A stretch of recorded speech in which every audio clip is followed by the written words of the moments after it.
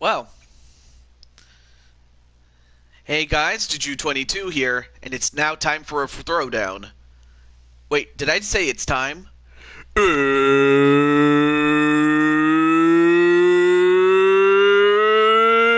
It's time! And indeed, it's called Throwdown, and of course the main event, as you can see, is the rematch between Jinku Gekoga, the former UFC openweight champion, and the now current champion, Walter Johnson. So that one is the main event. I'm gonna find. I'll be interested to see what Jinku is gonna do. Nice to meet you, the Chaos Reaper. And of course, we're gonna see him later in the show today. So, just setting up shop a little bit before we start. But great to see you, though. Great to see you and everyone else that comes on in. I know that my good friend Ash is doing her show. But that really shouldn't stop her from doing her show, because she does a great show with what is it? She does a great show with AEG, but also Chris Clark. That's somebody I hadn't seen in a long time. It's been a billion years. But I hope everything's going well, Mr. Chris Clark. But yeah.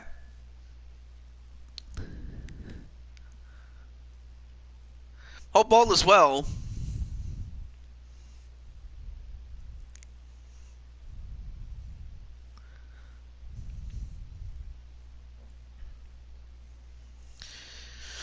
Oh.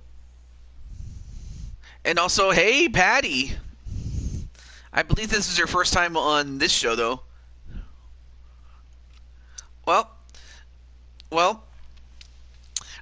I still technically have you for Fire Pro, but for everything else, I hope that you'll be back next time that I do a show. Now, of course, it's going to be more on the weekends, outside of maybe the rare holiday or two during the week.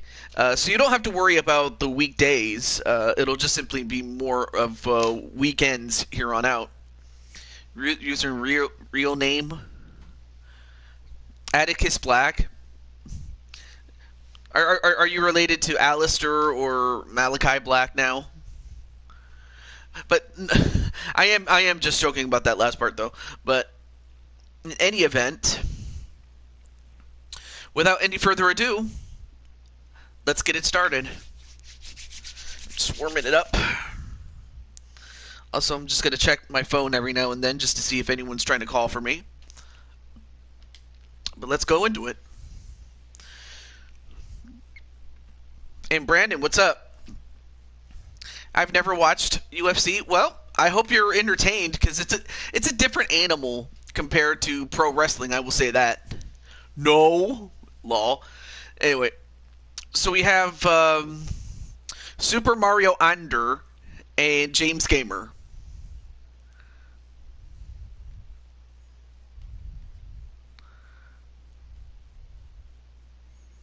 And unfortunately, since I don't have a way to contact James, I'll just contact SMA.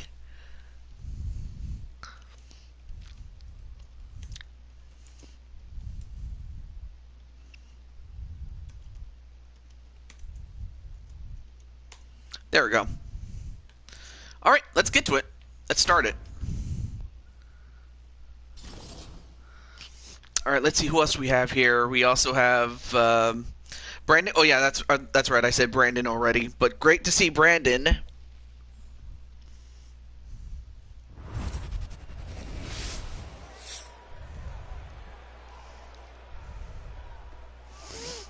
Think more Harry Potter reference, if anything. Well, I mean, it kind of works with the fact that you're working for Diamond Light in the wrestling series. Well, at least on my show. But Otherwise, he's his own man. But who else is going to win this one?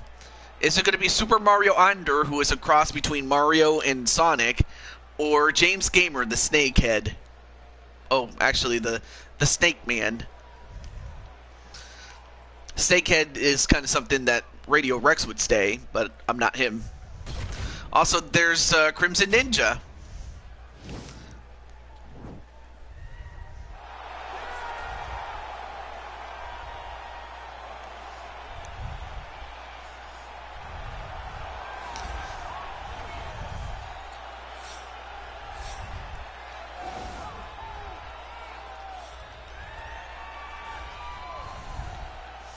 And Chris Clark says, Crimson, what's up?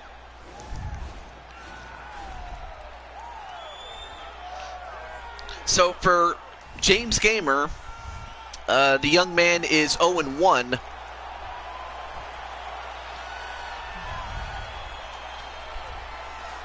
Still at work currently. Well, yeah, I mean, if these fights go like 3 rounds per, then there's every chance that you can get back by the time you can be back home by the time your fight comes around. You had COVID-19. Yeah. Well, I mean, that's understandable. I mean, I can understand just taking time for you to rest and whatnot. I mean, I've had it before twice. The only reason it didn't get any worse than what it would. Than it would have if I hadn't been vaccinated. So I just thank God above for that. But there you see Super Mario Under, who is 1-0. So we'll find out if he can remain undefeated.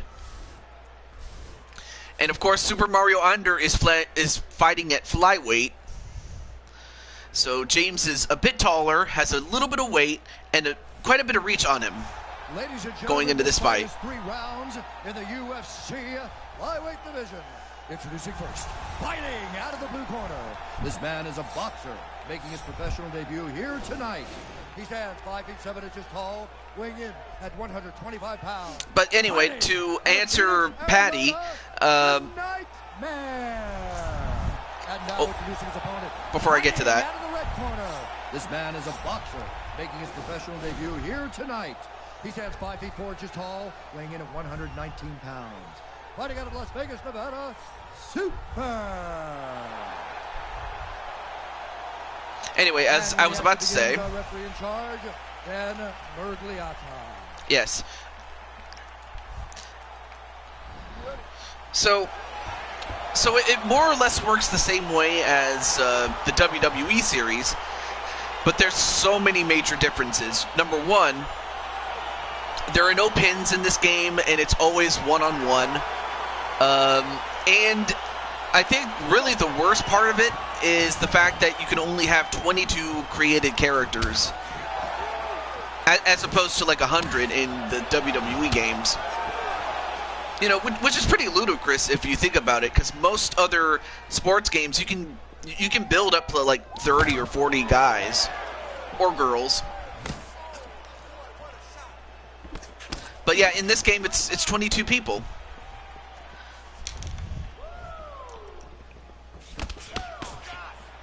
Anyway, nice series of punches there. And James Gamer, you know, just sizing up the situation there. Anyway, nice 1-2 punch there. To win a fight is by knockout, submission, or by getting a judge's decision at the end of the allotted time and rounds. And the judges look for things like effective striking, grappling, aggression, and ground control. Like how often are you on top of your opponent than not. So those are just the rules of the fight. Anyway, went for a overhand right but missed. A couple of spinning kicks there by SMA, dressed up as Sonic. Though he does get that high kick and a punch.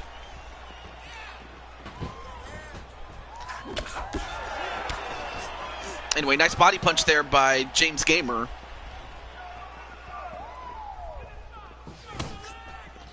Anyway, nice leg check and an uppercut. Nice spinning kick.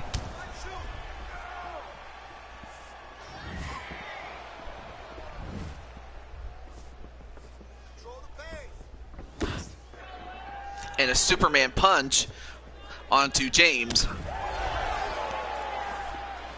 Looks like, what is it, SMA, Super Mario Under trying to disable the legs, but the legs are coming into effect with those Muay Thai clinches and Muay Thai strikes.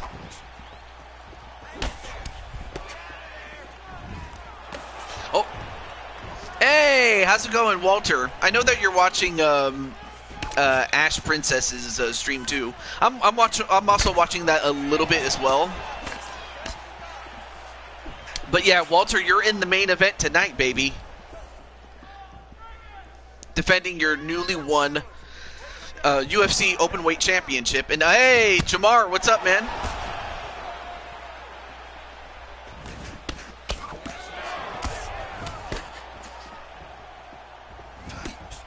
Yeah, I have your name there, Jamar. And everybody's saying hello to each other. That's awesome.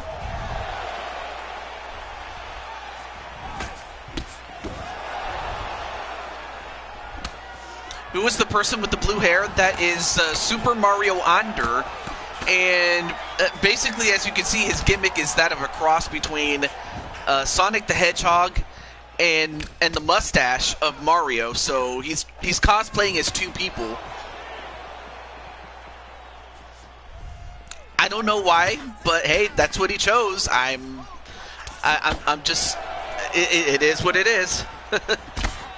Anyway, nice knee onto the gut there.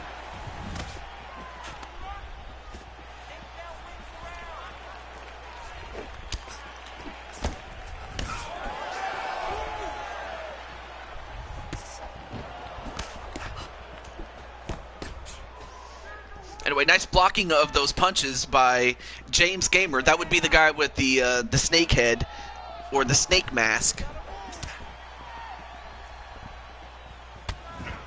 Anyway, nice kick onto the stomach that takes him down.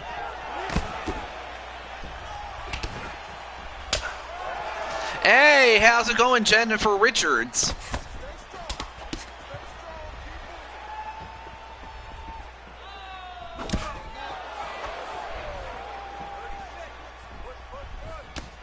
Anyway, nice kick to the leg to set him off balance a little bit. But so far, neither one of these two have gotten to the ground. It's been a standing, it's been a stand-up fight. But it is good to see Jen and another spinning kick that misses. You have to start hitting your kicks there if you're Super Mario Under. Although he does hit with that punch and probably would have knocked him out with that kick, but time ran out. And that's the end of round one. Boom! Got him with that Superman punch. And of course that was towards the end of the round. In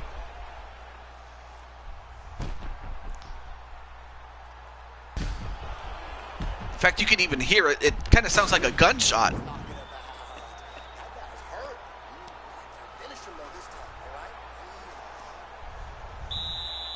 Okay, round two, you ready? You ready? Fight!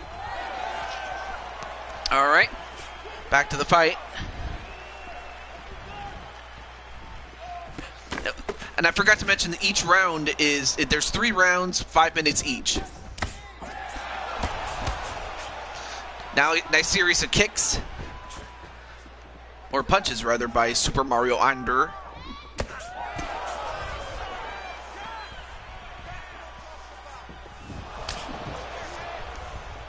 And oh, you're gonna go for James Gamer to win this one. Awesome.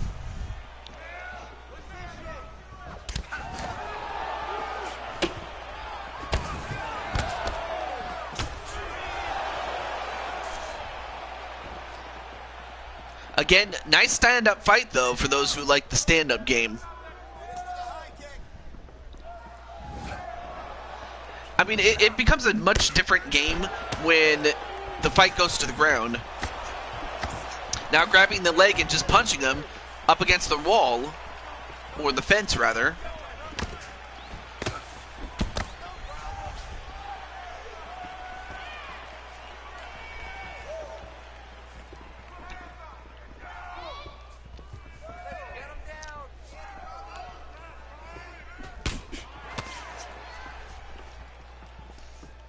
And Walter saying, "Sup, Brandon?"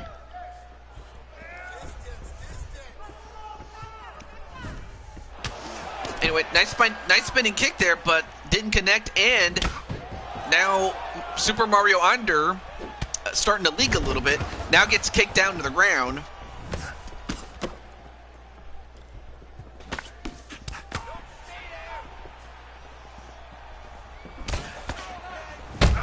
Ooh, big kick, and that knocked him down, but he got back up before SMA could finish him off. Now James Gamer's starting to fight back, and now SMA's starting to stagger. Anyway, nice kick to the body.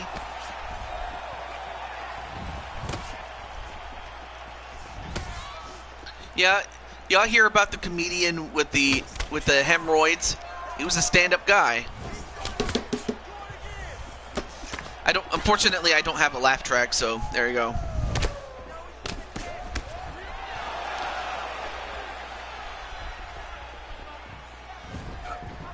Went for another spinning kick.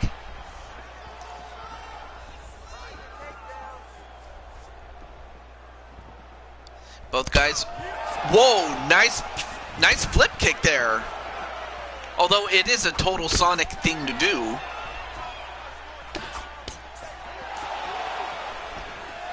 That is messed up, Reaper.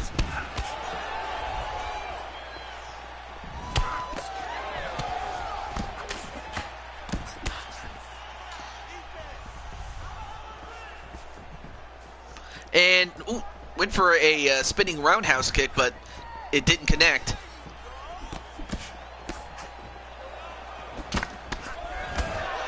Anyway, nice 1-2 punch combination there. And then another one, and then a Muay Thai knee.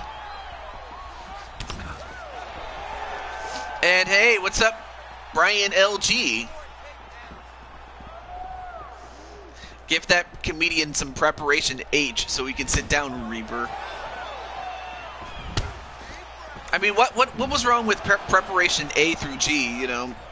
I wonder if anyone can explain that to me. I'm hearing. I'm all ears, you know. Bob Saget.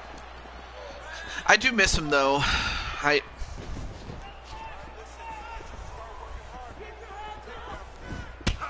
Anyway, nice spinning kick there.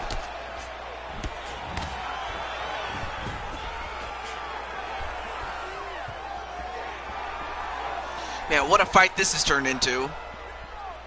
And this is only the first fight, you know. Ooh, couple of big shots there with that big kick. That high left kick.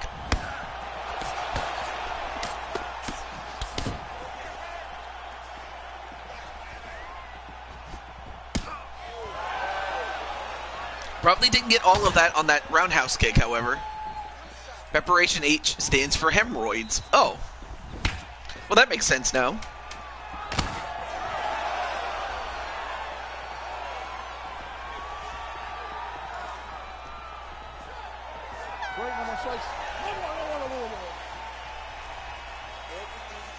Well, that's 2 rounds down and 1 round to go, and well, I'll tell you what, I will say this, SMA not looking good. Whether it was the kick to the leg or the punch and then the kick, and if the kick didn't get him, the smell did.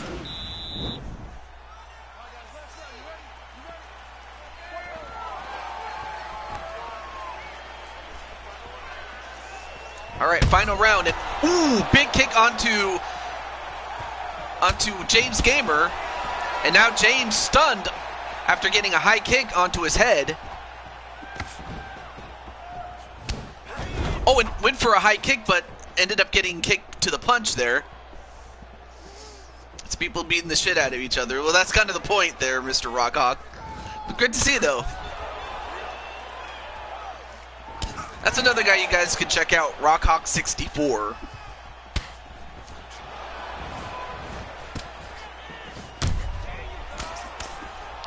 And now, Under, the man in blue, backing up a little bit as he is trying to nurse the knee. I'm doing pretty well, and this is kind of like my final weekend before I have to go to work for the first time in a long time.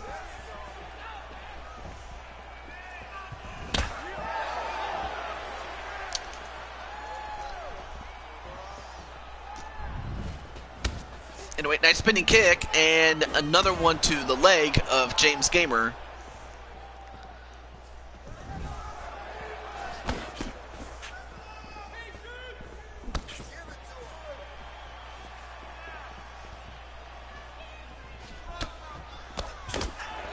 And both these guys are tired, and yet one of them might be right for the pickings.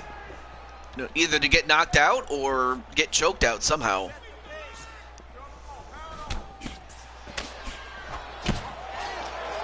Although nice left hook there onto James Gamer. 3 minutes left coming up.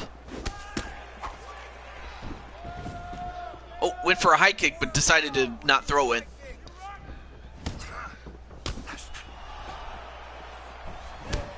Oh, and a kick that takes him down, but he gets back up before James Gamer could get back up or could finish him. But now he went down, did James Gamer, but he got up too. That's the thing about these fighters. They know that if they stay down, they'll get finished off.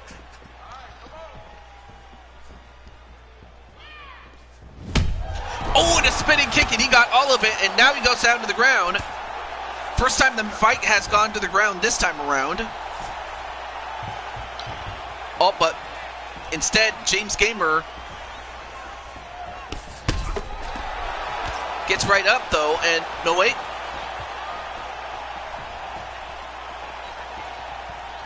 Now both guys going back and forth between each other in the cage. Anyway, nice adjustment there, going for a fake out with the right and hitting him with the left.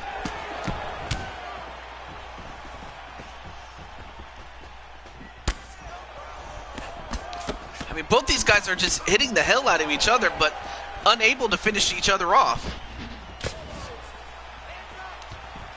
I mean, mind you, these are flyweights. These are the lowest, well, the smallest weight class in all of mixed martial arts, so, you know, knockouts are not as apparent, but it can still happen.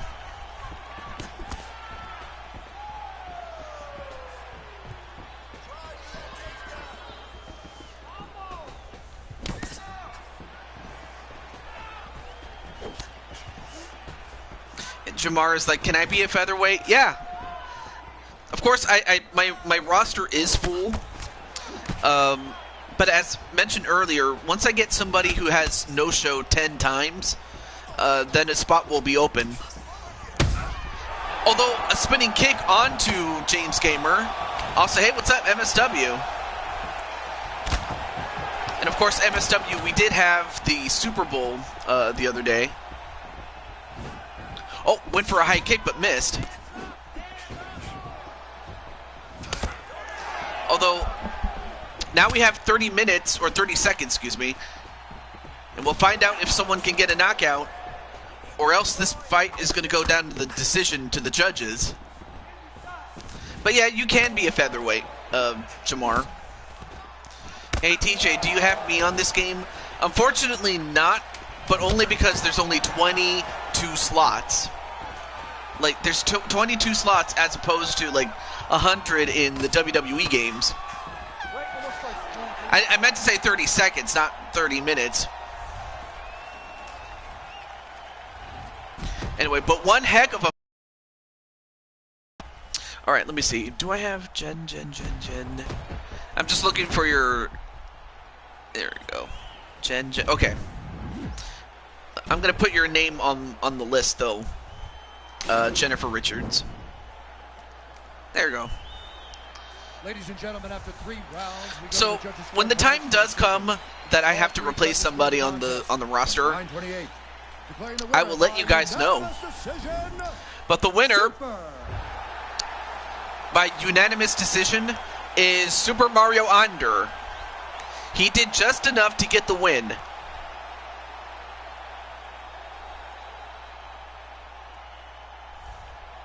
So congratulations there by Super Mario Under. All right, we move on to our next fight, and our next fight is going to feature DKO and Cayenne Reynolds, aka Arkham 500. So I'm going to let those two guys know that they're up next.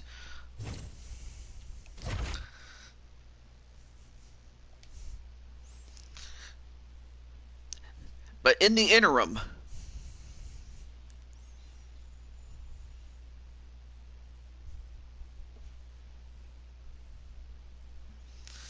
all right, so let me let Mr. Arkham know.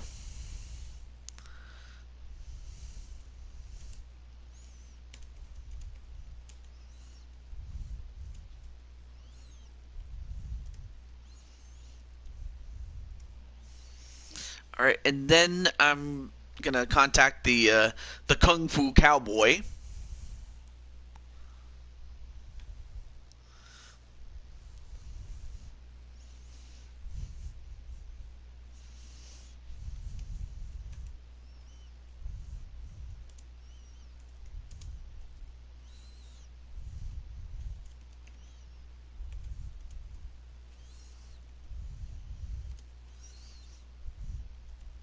All right, got him. All right, so who is gonna win this next fight? Who is gonna win between Arkham 500 and the Kung Fu Cowboy, Mr. DKO? I'll let you guys think about that in the chat.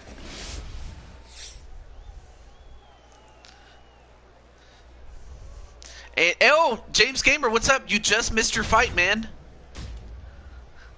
But great to see you, man. Great to see Nightmare, aka James Gamer.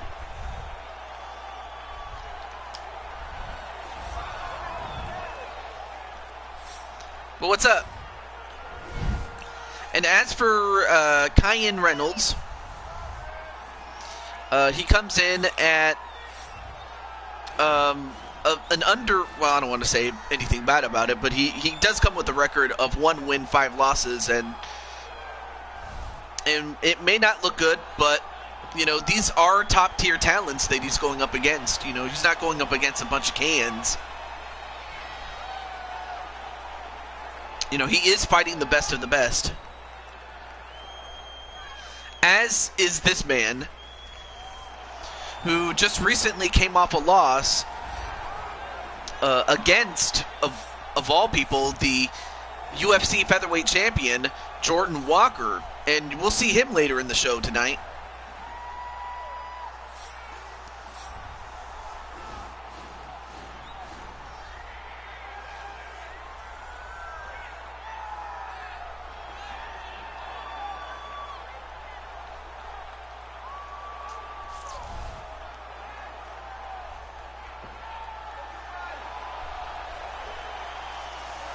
I mean, look at the size of this man. I mean, he's got a gi on, but he also has a cowboy hat on. Kind of a scary thing to look at. So, Mr. DKO is taller, he's got the reach, and he's, without question, got the weight by 50 pounds. So, ladies and gentlemen, take it away. This fight is 3 rounds in the UFC heavyweight division. Introducing first, fighting out of the blue corner. This man is a boxer. And speaking of Arkham, there he is. Cayenne Reynolds. He stands 5 feet 8 inches tall, weighing in at 175 pounds. Fighting out of Fort Lauderdale, Florida, USA, the Great. Yeah, you did, but it was a close one. It could have went either way, and you probably would have won it if you were able to knock out Super Mario Under, but even so, that was a great fight to start off with. Out of Richmond, Kentucky, USA, the King.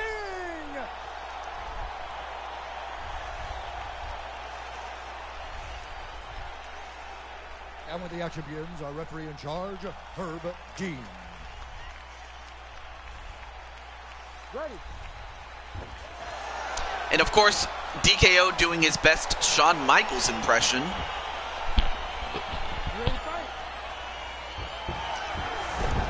And look at those dance moves there on Arkham 500. All right, fight underway. Here we go. Reynolds going to have to combat the size and strength of DKO and try to use more technique. And maybe even use the range in those kicks.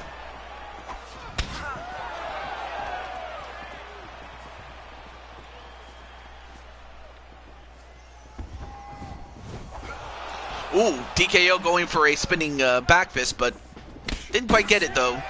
Although Reynolds does connect on those, on that 1-2 punch. And a spinning kick, but didn't quite connect on that.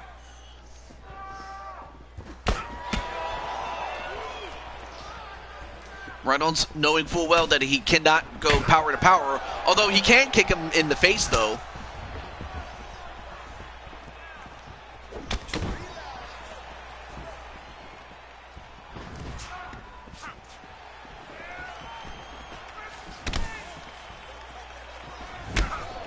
And a kick right to the side of the gut.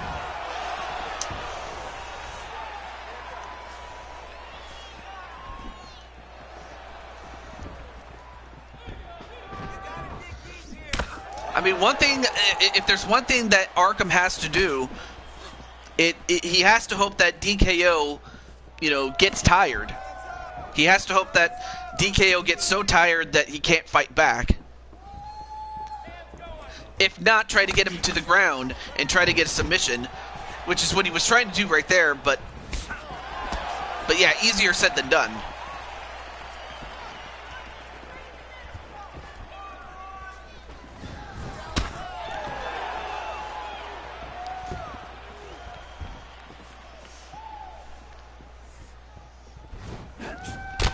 Oh, well, he does hit that high kick, but probably didn't get enough on that kick, though. Didn't get all the mustard on it. Now gets into a clinch fight. Although he gets another head kick. And a couple of snap jabs before DKO could throw the punch. Anyway, nice blocking there by DKO.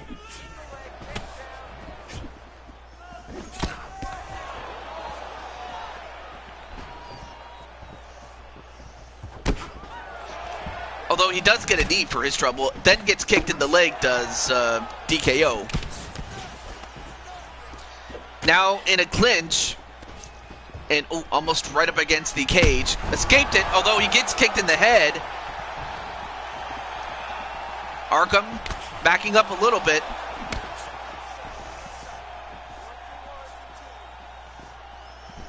Now trying to think, what can he do next?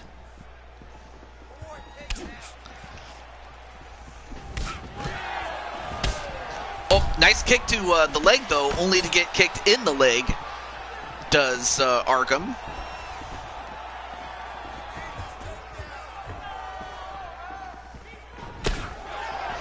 And both guys connect on punches.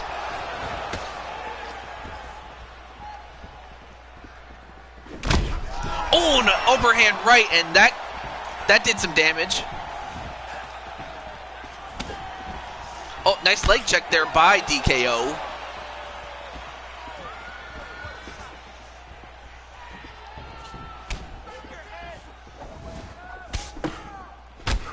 Oh, nice knee onto the gut there onto DKO. And, oh, DKO goes down, but he gets up before Reynolds could finish him up. Only to get a big boot for his trouble. And then gets punched right in the face.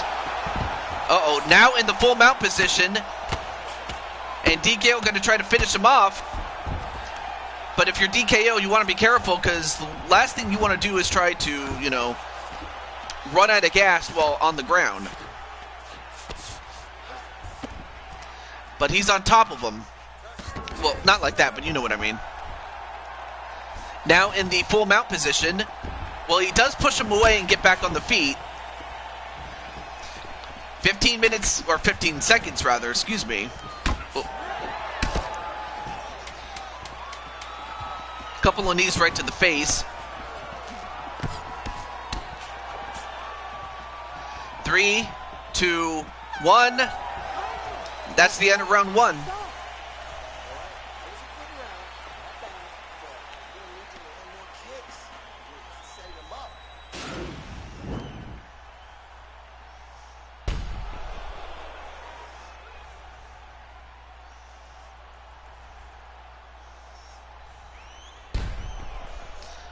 And of course, that big kick right to the face of Arkham,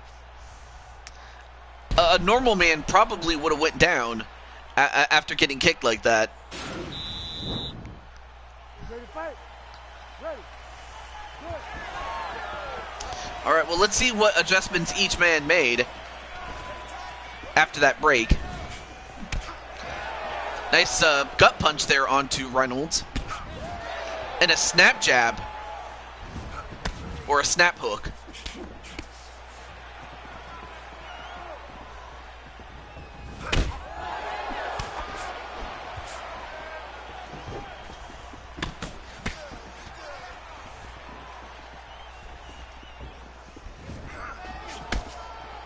And of course, Reynolds has to be, careful not to expend too much energy himself either. Although he does get a kick onto DKO and knock him down.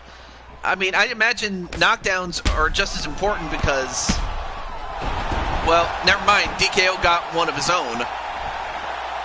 But Reynolds not looking too good here.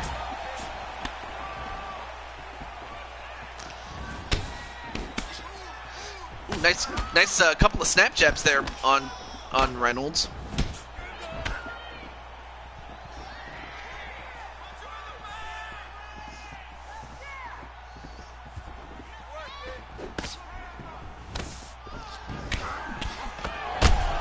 Oh, and another uppercut onto Arkham, and then a high kick. Now trying to finish him off. Oh, but cannot do it. Could not do it. Oh no, wait! Now he's on top of him. Now this is where you want to be if you're Arkham. If you can maintain top control on him for the rest of this round, then you might just be able to win by just simply bludgeoning him. Look at this.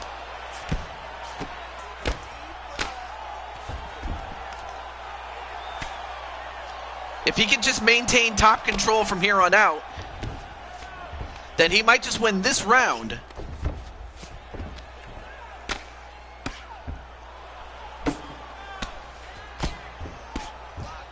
And just as I thought, he's gonna, bludgeon him here. Now, yes, I'm doing that, Mr. Drum Monkey. Wait, welcome to the show. Hope you like it, man. And it's isn't it weird that one of the competitors is wearing a hat? Can I play? This is a show that features created characters. Yes, you can play, but I'm not playing it, But in the meantime, though, how's everything going in Drum Monkey Land? And DKO, yeah, he gets back up knowing full well he can't win if he's on the ground.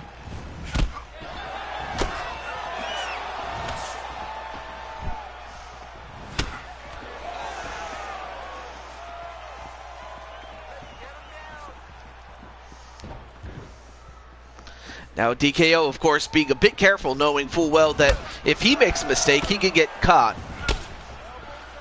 More impressed that his hat it's an AI match. They're playing automatically. Yep, that's true. Thanks for stepping in there, Mr. Arkham.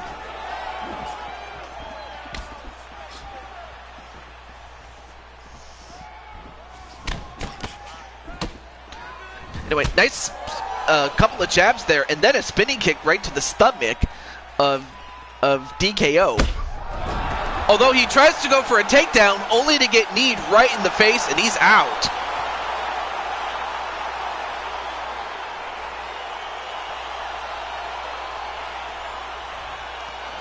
So DKO finally back on the win column, and it came at the expense of Arkham.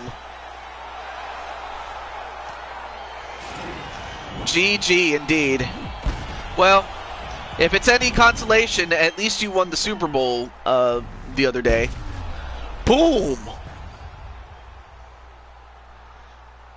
So as you can see, yeah, he went for the takedown, but had he went the other way, he probably would have missed it. But instead, he got hit knee to head. Kind of like the George Masvidal of the whole thing, or Jorge. Ladies and gentlemen, referee Herb Dean has called a stop to this contest at 3 minutes, 50 seconds of round number 2. Declaring the winner by TKO, the King!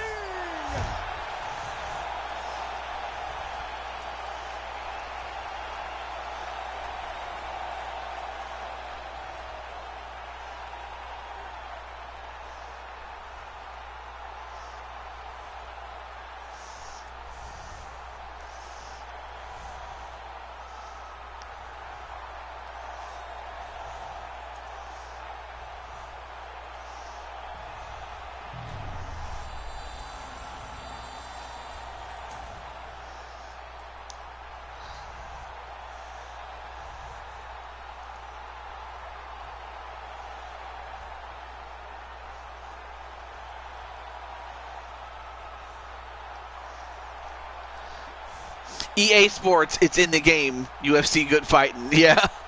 But anyway, I'm gonna send some. I'm gonna send some gifts over to Arkham, like a little bit of bubbly. So I'll send him some drinks. Well, I don't know if he drinks or anything like that. If not, I'll send you some Pepsi or Coca-Cola or something. Because that was a very tough fight, though. Or give you a luxury suite. Well, in kayfabe, that is.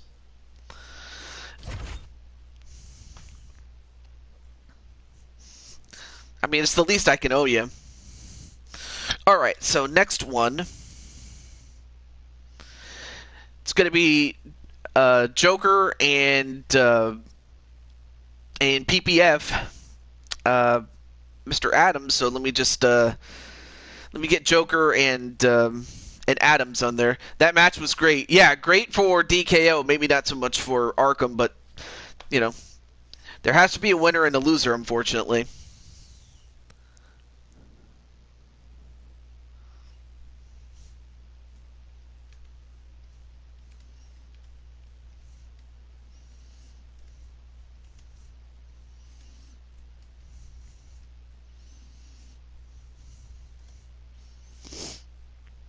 All right. Now let me just get Mr. Adams, and we'll go from there.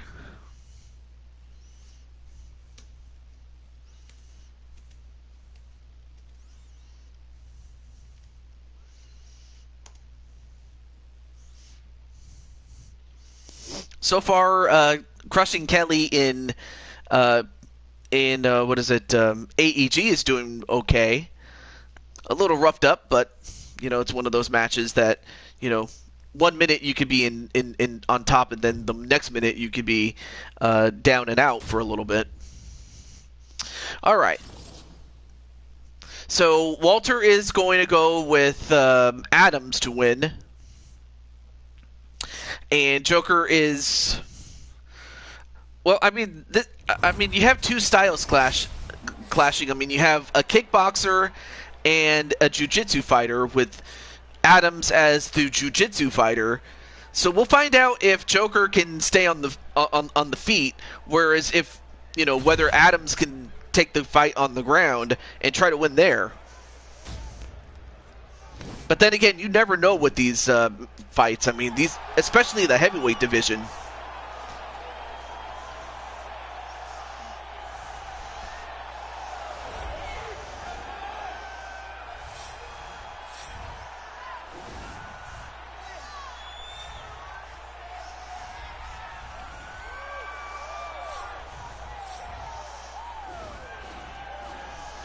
So Damian Adams, he comes in undefeated at 1-0.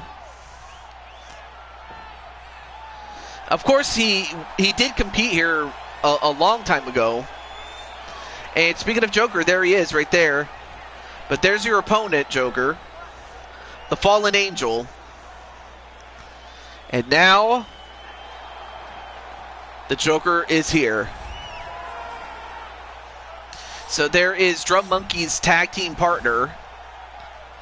Of course, while in this game, the highest, the tallest you can be is 6'6", and the most weight you can have is 265 pounds. Really, this is about as big as you can get. And Joker comes in at a stellar three wins and 1 loss. And Joker's calling a shot and saying he's going to give PPF his first loss. Well, we'll see.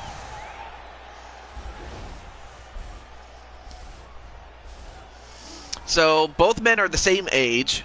However, Joker is a bit taller, has quite a bit of a reach, and he has the weight advantage by 40 pounds. Here is Bruce Buffer. Take it away, Bruce. Ladies and gentlemen, this fight is 3 rounds in the UFC heavyweight division. Introducing first, fighting out of the blue corner. This man is a jiu-jitsu fighter, making his professional debut here tonight. He stands 6 feet 4 inches tall, weighing in at 225 pounds. Fighting out of Rome, Italy, Adams. And now introducing his opponent, fighting out of the red corner. This man is a boxer, making his professional debut here tonight. He stands 6 feet 6 inches tall, weighing in at 265 pounds. Fighting out of New York, live.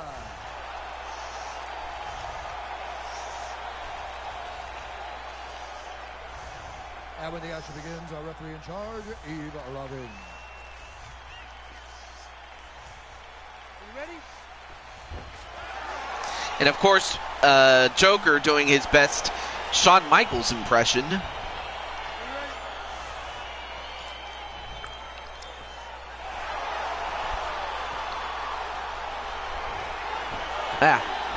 Had something in my mouth. And Drum Monkey saying, knock him out. Well, let's see what happens. And it's kind of funny that Joker is wearing a chain. Anyway, nice kick to the body. Onto Adams. Although Adams, yep, predictably going for a takedown, and Joker with yet enough wrestling to stop that, but he couldn't stop the judo throw. Now Adams in control. Now in a side mount. Now he's got him. What's he going to go for? He might be going for a modified guillotine, or what could he be going for? Oh, he's going for an arm triangle. Or a shoulder triangle. Excuse me, I can't talk. But can he get this? No, he cannot. Now into the north-south position.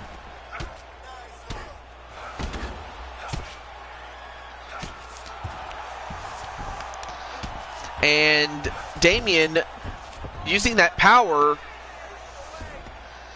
and upper body strength to keep the fight on the ground. Now trying to bludgeon him a little bit.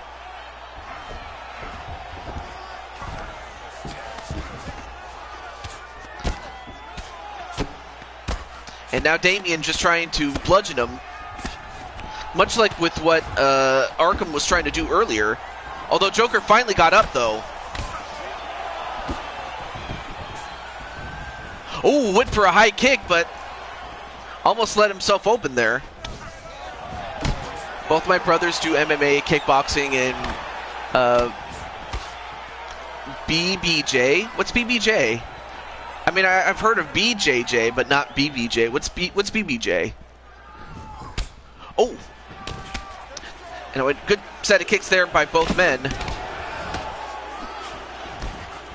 But if you're Damien, you don't want to get into a slugfest with Joker. Or maybe you do, I guess because you are Adams.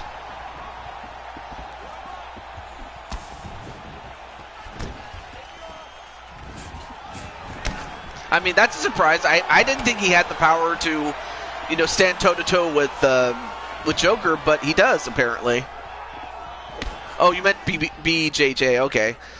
Yeah, those... I did not know that you had brothers do MMA, kickboxing, Brazilian Jiu-Jitsu. Yeah, you got to get those hands up.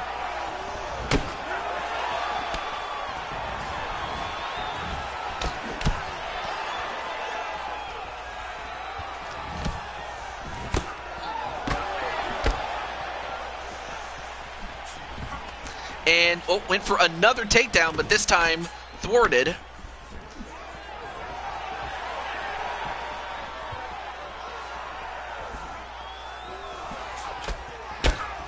Although he does get a big boot, does Joker.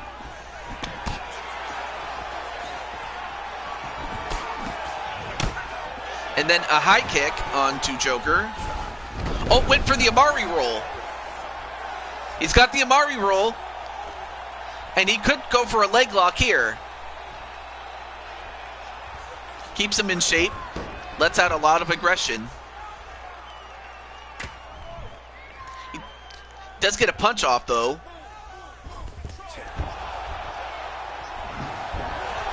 Oh no, wait a minute. Now he's on top of Damian.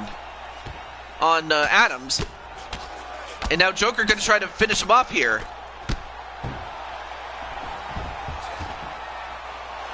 And Drum Monkey's like, don't you tap.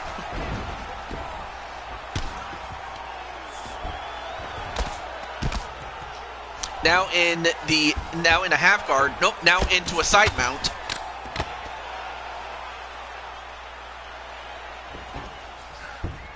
Back to a side mount.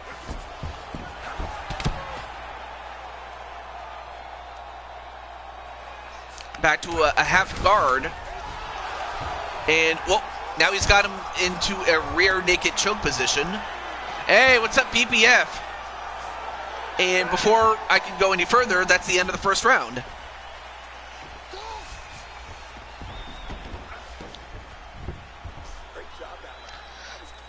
Well, I have to give that round to Adams because he was able to control most of it when they were on the ground outside of, you know, the final minute or so. Boom! Right to the face. And with that big punch and then a kick. Look at this. A wind-up punch and then a high kick with the left leg there.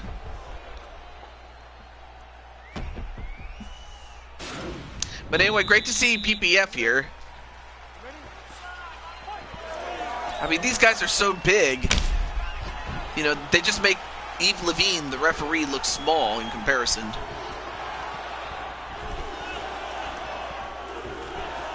Yeah, I mean, like I said, you know, Adams is a, you know, BJJ practitioner.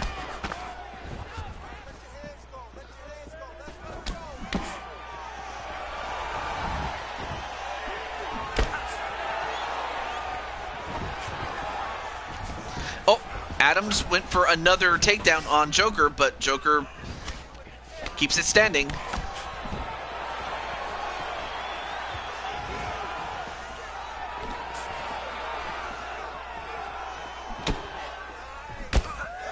And a knee right to the gut of Joker.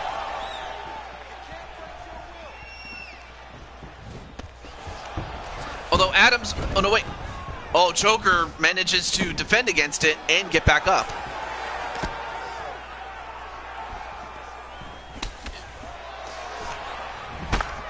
Nice wind-up punch there. Hey, what's up, Captain Danger? What's up? I know that you're on Ashley's show watching. I'm also watching a little bit too on Ashley as well.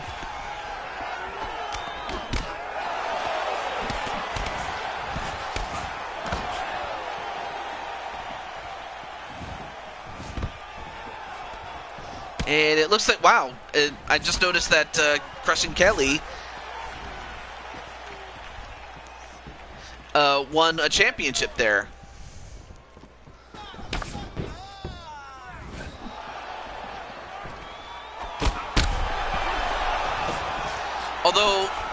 PPF not looking too good as he just got rocked a little bit by Joker.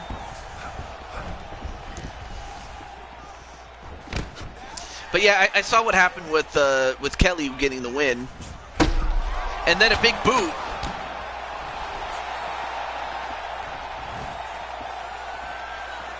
Yep, good job to Kelly.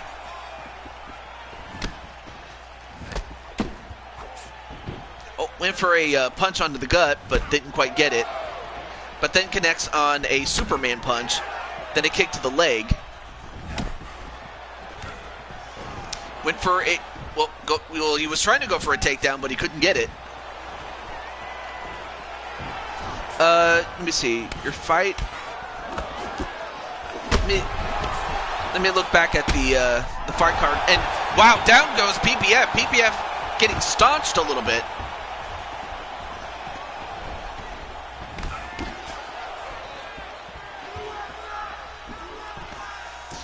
Okay. As a matter of fact, yes, your fight is up next, Mr. Chaos Reaper. And another takedown on to Damien. Damien's not looking good here. I could say that he won the first round, but this was Joker's round here.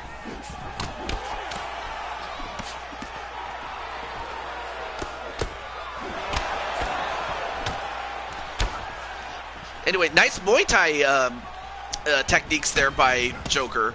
Of course, that's kind of a good crossover art. You know, like you have kickboxing and then Muay Thai, which again he's using to perfection with that knee, that clinched knee.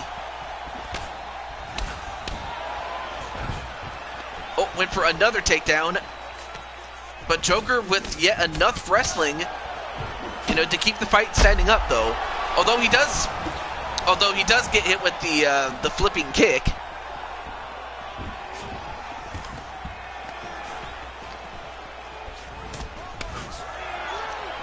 Oh, it's okay. So you saw your fight there. You got the big knee on Reynolds.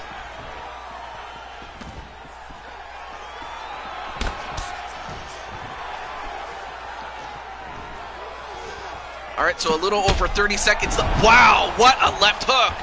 And that would have dropped. That probably would have knocked out most men. But the uppercut certainly did. Joker now goes to 4-1, and Adams goes to 1-1.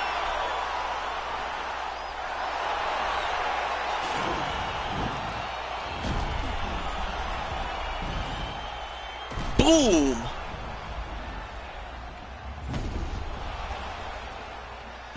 Man, he cracked his chin on that one. Look at this. I mean, Joker has a back so big, you can put a movie on that back. Ladies and gentlemen, referee Yves Leving has called a stop to this contest at 4 minutes, 33 seconds of round number 2. Declaring the winner by knockout blood. Thanks for the match, DJ. No, not a problem.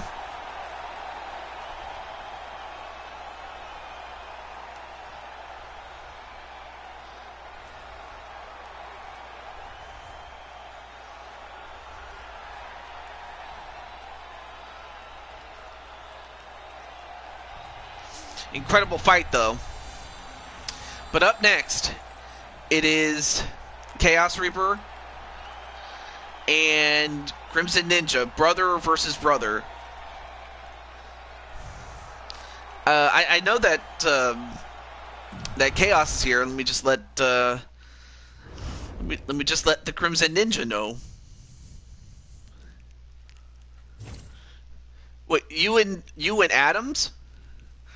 So you can Kung Fu win? Okay.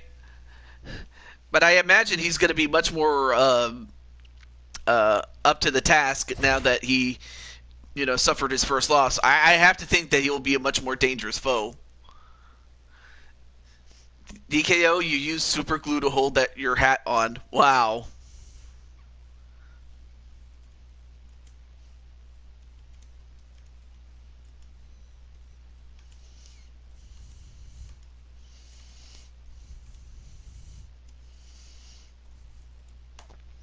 All right.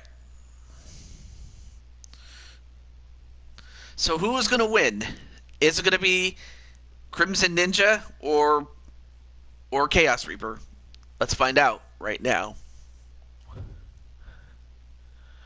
I want to face you. Well, I'm actually not in the game anymore. I pretty much took myself out of the game and gave my spot to someone else. But with that said, let's continue. But no, I'm not even in the game anymore.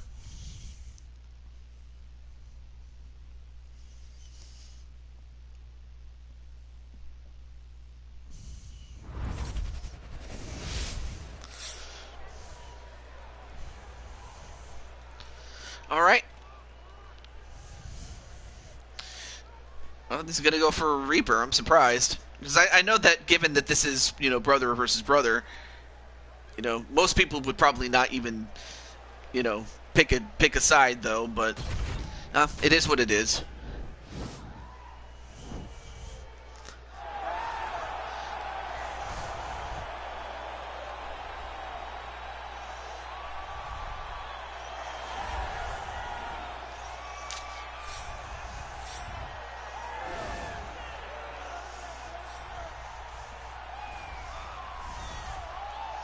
Alright, so up next is the Chaos Reaper. And so far we've had some, the last couple of fights, I mean, we've had some, some third round fights.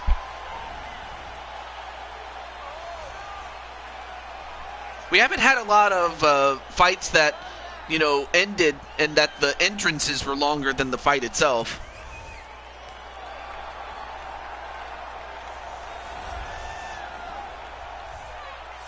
Who is the champion?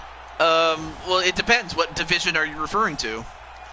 Because, I mean, you have, like, the open weight, you have heavyweight all the way down to, what was that called? Flyweight. And that's just the men's division. Then, of course, the women have 3 divisions. You have bantamweight, flyweight, and strawweight, as well as a women's open weight championship of their own. So it just depends on what weight class you're referring to. Well, anyway, Chaos is younger. He's got the height and the slight weight and the reach advantage. So, of course, it's going to be an uphill battle for Crimson, but I would have to think that age can overcome youth and inexperience, or inexperience, excuse me. Heavyweight division. Introducing first, fighting out of the blue corner. Heavyweight, that's Vega. Vega is he's coming close to 3 years as champion, going all the way back to UFC 3. Out of Omaha, Nebraska, Assassin. And now introducing his opponent, fighting out of the red corner. This man is a wrestler. And then PPF's like, yeah, you wish, DKO. He stands 5 feet 10 inches tall, weighing in at 255 pounds. Live.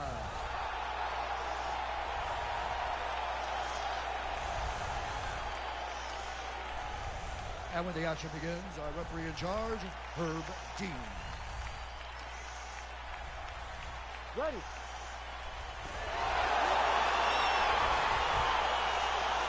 Ready to fight?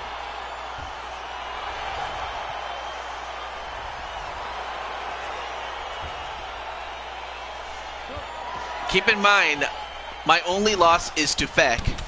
I mean, no shame. I mean, he's beaten everybody. And in fact, when I was an active competitor, I couldn't beat Feck. I mean, one would accuse me of, quote unquote, booking myself to win, but the most I would do is just simply book myself to be in the match. But of course, Feck challenged me to be in it. But yeah, of course, Feck has beaten. What can I say? He's beaten everybody that has stand up to him. Yes, he's lost the occasional non-title match, but He's never lost the title when it's been on the line.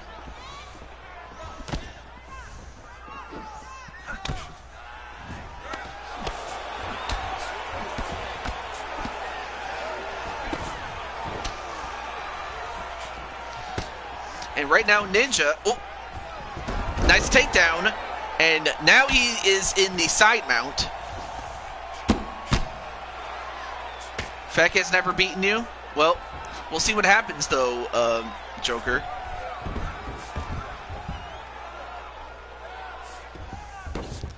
Although Crimson, of course, if anyone knows his own brother, it's got to be Crimson. And is going to take the half guard position and try to bludgeon him.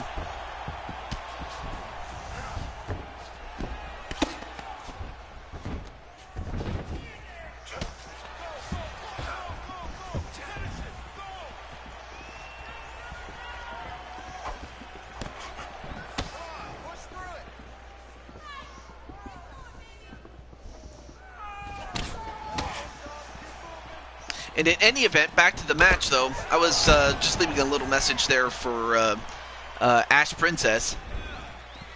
But back to this fight, though. Put your hands up higher. Come on. You're all right. Let's get some offense. Yep, we still got more fights left to go. But I will say that I hope Patty is enjoying it, you know, seeing all these guys. But we are going to see some women, too.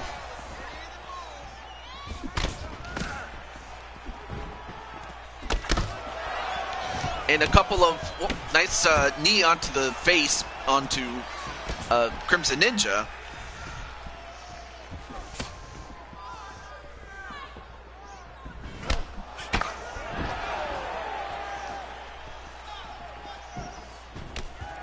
And so far, both guys are going for some leg kicks, but that is true that that Chaos has only really lost to Feck. Oh yeah, I love seeing guys get the heck beat out of him. Wow.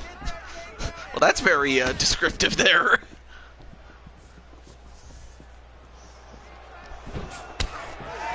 Anyway, nice spinning kick there. But again, you can see that Chaos is not just going to go in there guns a-blazing. He knows that his brother knows.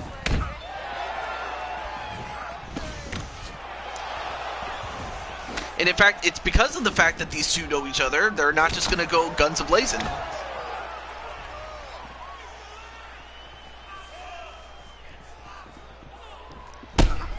Ooh, big kick right to the face. And another high kick. But that definitely rocked Chaos Reaper.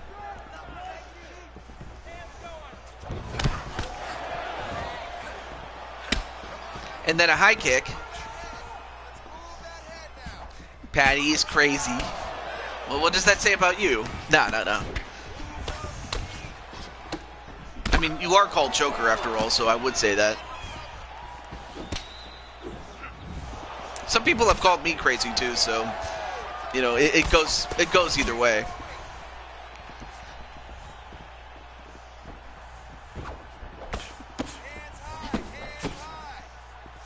But yeah, both men are just throwing hands.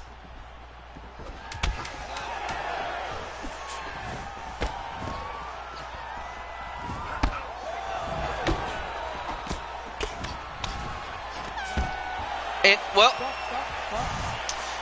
before Crimson could go for a takedown, that was the end of the round, but let's take a look at some of the big shots there. Nice kick to the body.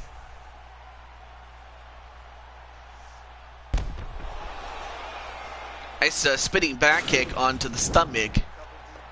I used to beat up boys when I was younger. Oh, really?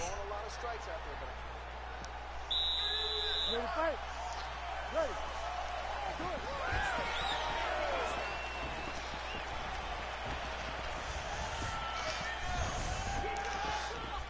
I think that kind of sums it up there.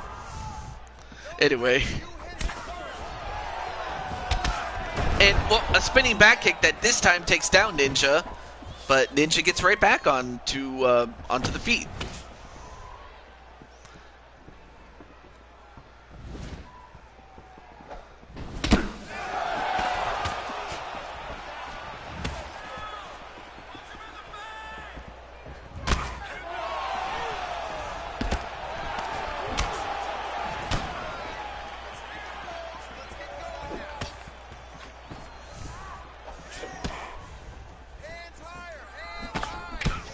Yeah, I had to. There were only boys in my neighborhood. Wow.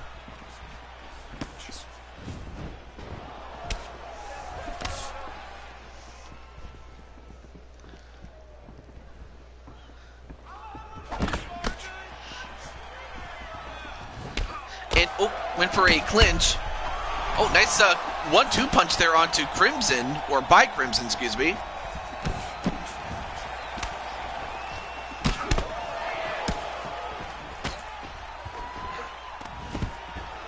And, oh, went for a takedown, and now he's got it. Does Crimson Ninja. Now he's on a side mount and is going to post up. Thought better of it. Didn't want to hurt him that badly.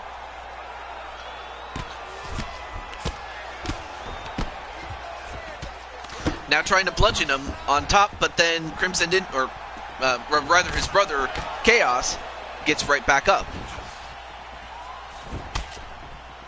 Anyway, nice kick to the body.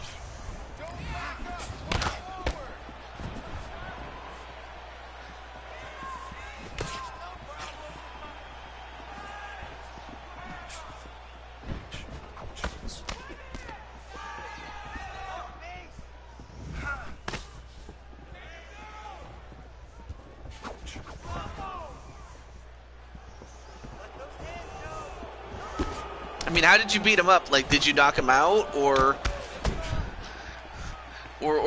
did you just throw him like sacks of potatoes or something like that? Or did you just sit on him? Then again, I really don't know what you would do. And by you, I was talking to Patty Londale, or Patty Chase. Anyway, back to this fight, though.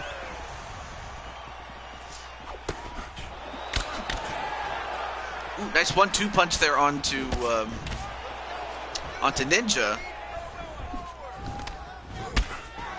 Nice kick to the side. So far, neither man has had any period of dominance to where I would think that, oh yeah, this guy's winning the fight.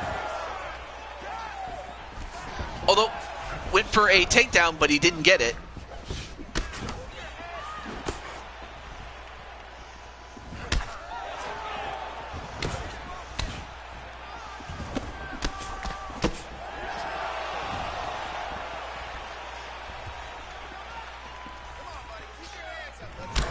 Oh, nice knee onto the gut of Ninja. No. Wow, Patty, you are so bad.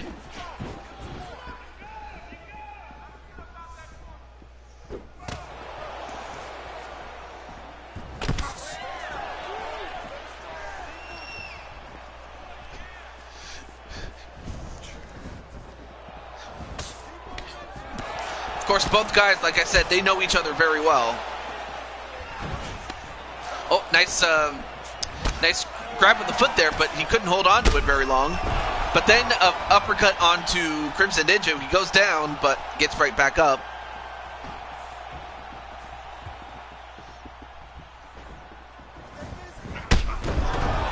Although, before Ninja could do anything else, he gets kicked in the head and he goes down.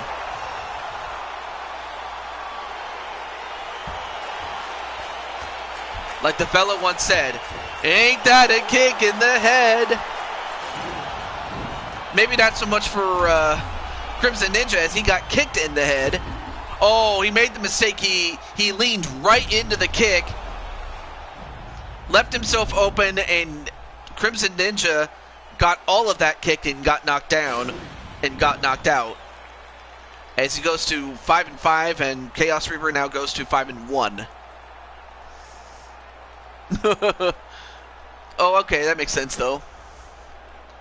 Ladies and gentlemen, referee Herb Dean has called a stop to this contest at 4 minutes, 24 seconds of round number 2. Declaring the winner by knockout assassin.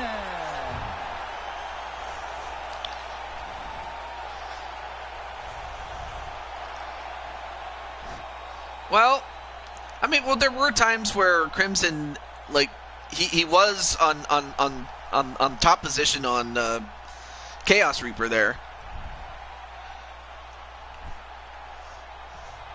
So yeah, Patty, if you're interested, I could put you on the list, my friend. But up next, it's going to be a non-title fight between the UFC lightweight champion and Clinton Cage Flippin'. So that's coming up right after this.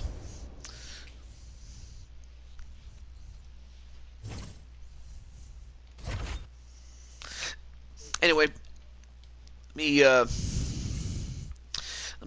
just let Najee and Clinton know.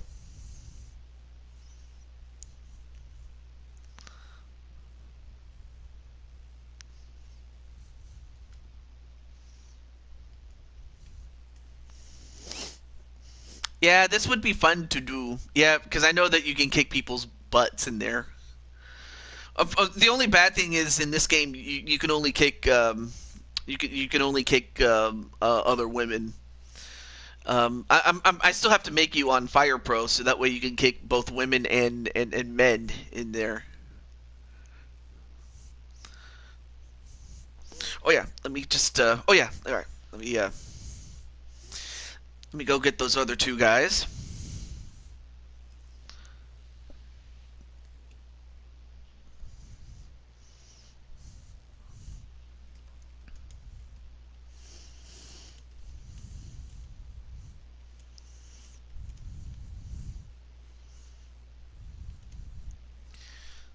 Awesome. Now, of course, there is a bit of a long wait list, but if you're actively here and then someone falls out of the roster, as far as UFC is concerned, then I don't see why you wouldn't be able to make it. You know, but it's one of those you have to be here type of deals. You know, that's how most of these other fighters got on the show. And Brandon's still around. I mean, he recently came back. Oh yeah, that's right. Where is oh, there's Clinton.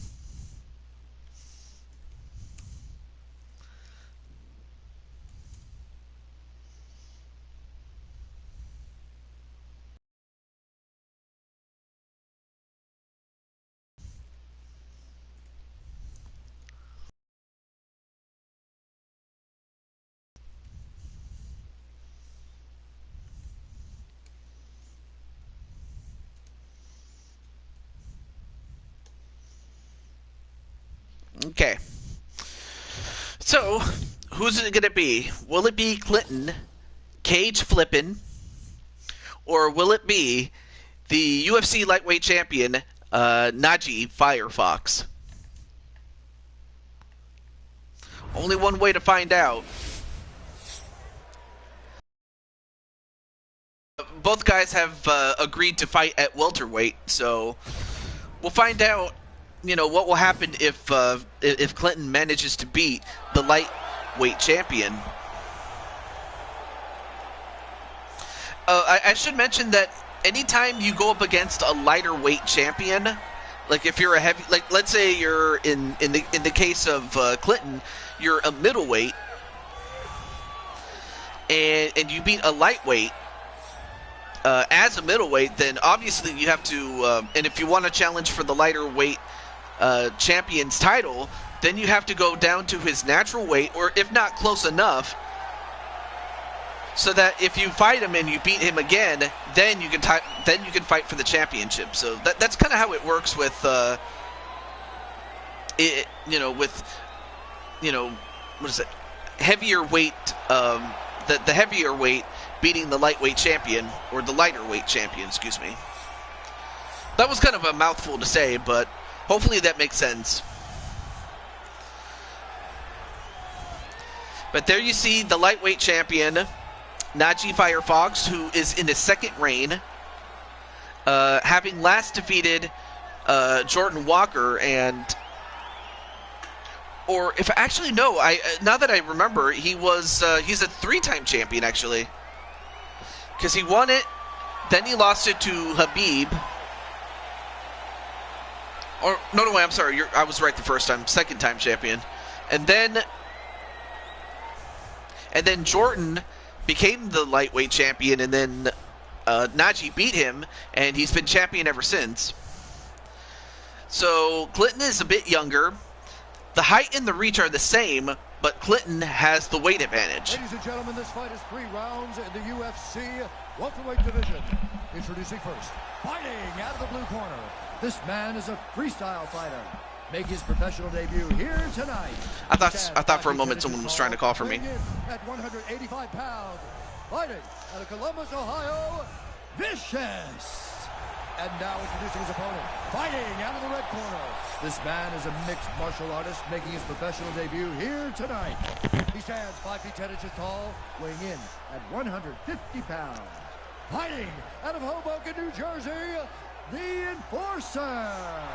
And there you see Najee with the King is back, and also wearing the red Pride shorts.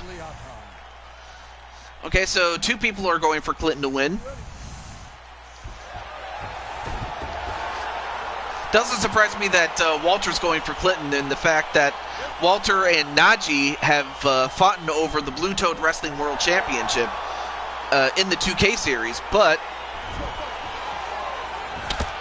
they haven't fought against each other, if at all, if not rarely, in the UFC series for the fact of their discrepancy in weight. And then Call Wrestling Network says Najee by knockout in round 2. Well, let's see what happens, though.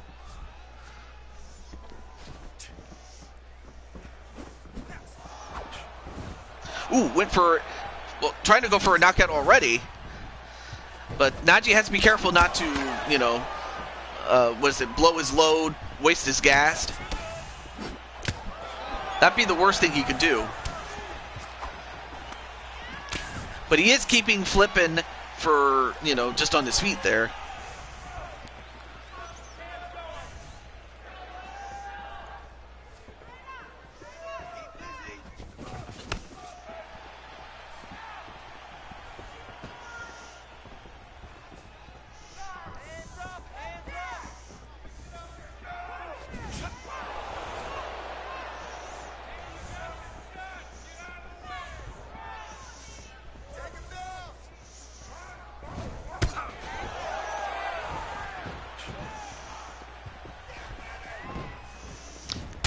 And both guys just swinging away, but hardly anybody is hitting each other.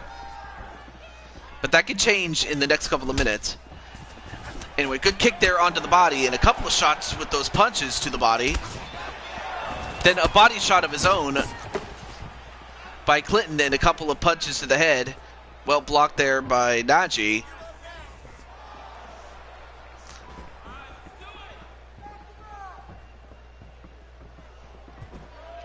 Went for a long kick, but missed. But he does connect on the Superman punch and a left hook. Tries to go for a takedown, but could not do it. A knee right to the gut. Misses the front kick. Although a knee right to the gut onto Clinton.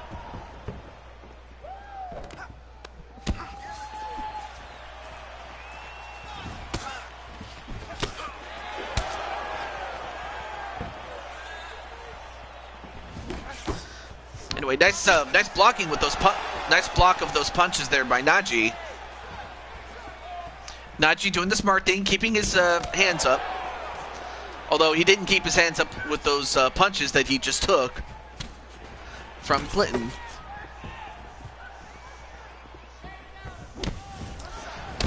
Oh, nice high kick. Probably didn't get all of that kick though, but it got his attention.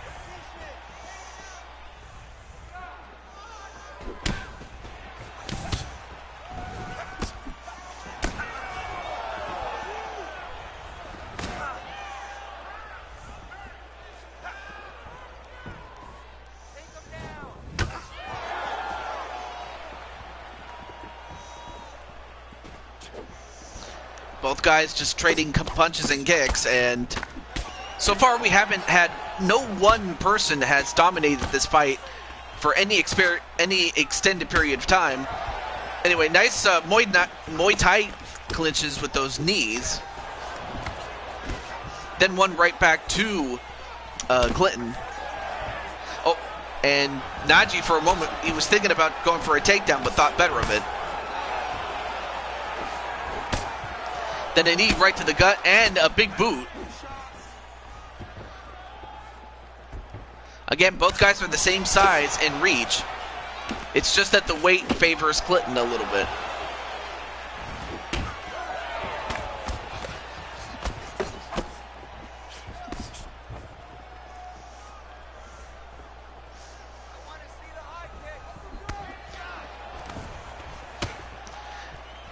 And a couple of Muay Thai knees to the gut. I mean, not a bad idea to hit those knees to the gut, because I imagine it'll take its toll as the fight goes on. And we're going to go to a round 2. So, for the most part, this fight has been standing up, and neither man had any definite advantage, so I can't really say who got the best of either man.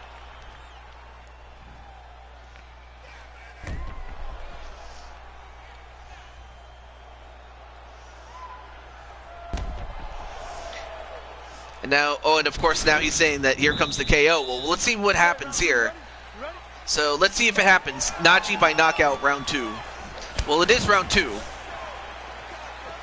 But he's got to be careful not to get knocked out himself.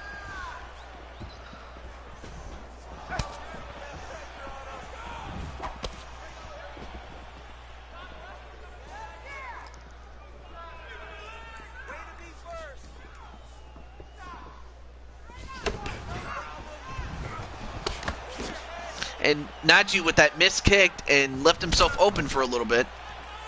But then he gets a couple on Clinton.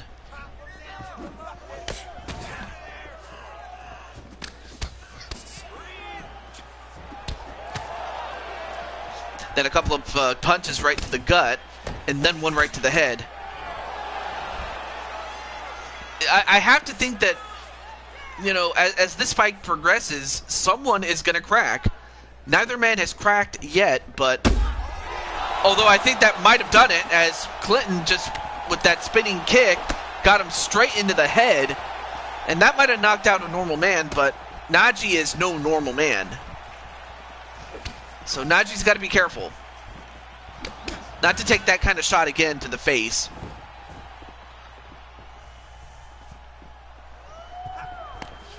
Oh, well, he did catch the foot. Now has to reestablish himself.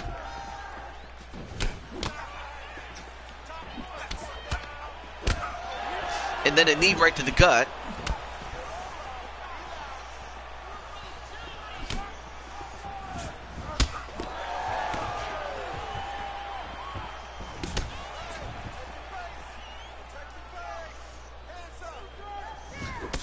Both men trying to recollect themselves, knowing full well that any mistake, if they just rush in there and miss, they leave themselves open, and in this case for Naji, get rocked. And, well, now finally taken down, and now we'll find out how different the fight will be on the ground.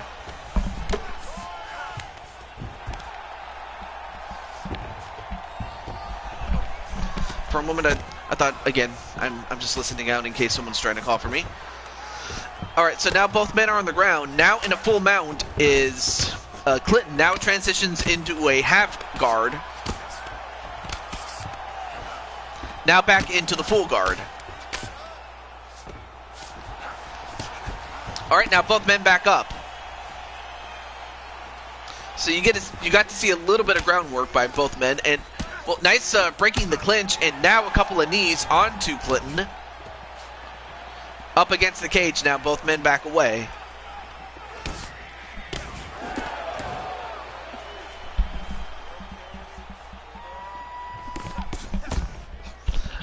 Anyway, nice 1-2 combination there by Naji.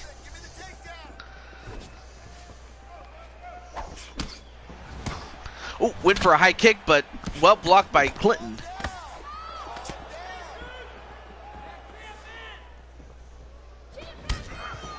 Yeah, spinning kick there, but no, instead responds with a kick to the body.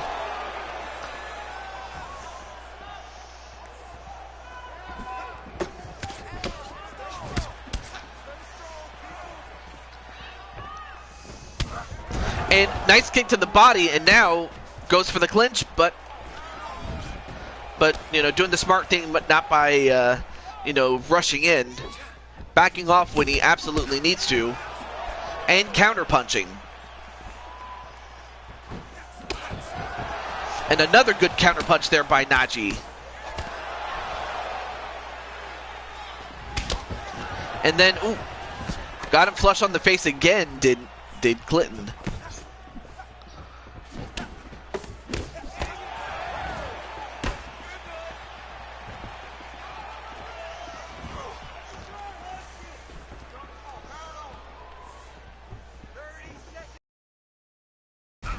And an axe kick, and wow, he got him flush on the head.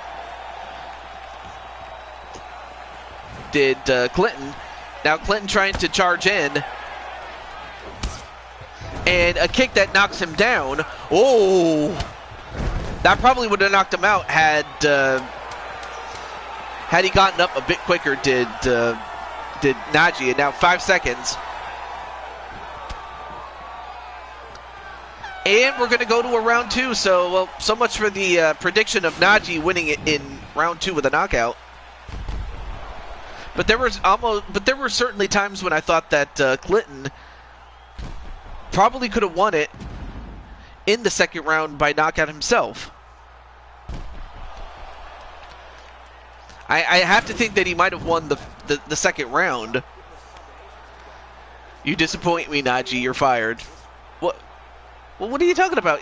Like, does Naji work for you? Let's go, guys, fight.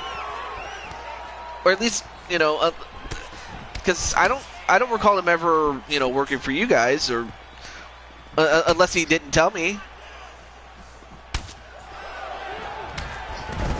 Anyway, another kick to the ground onto Naji Firefox.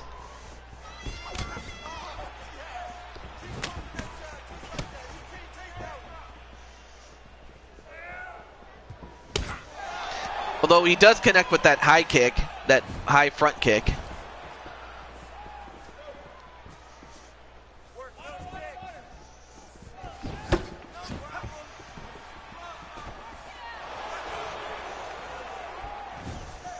And, well, went for a overhand right, but nowhere close with flipping.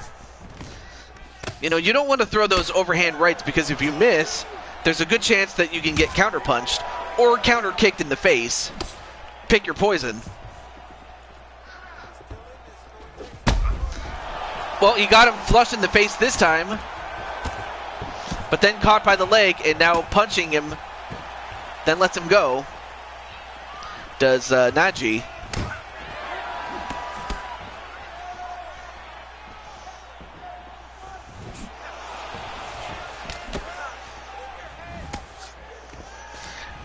Back to a clinch, and well, he does connect with a Superman punch and a jab, so not a bad combination there by Cage, flipping, whatever you want to call him.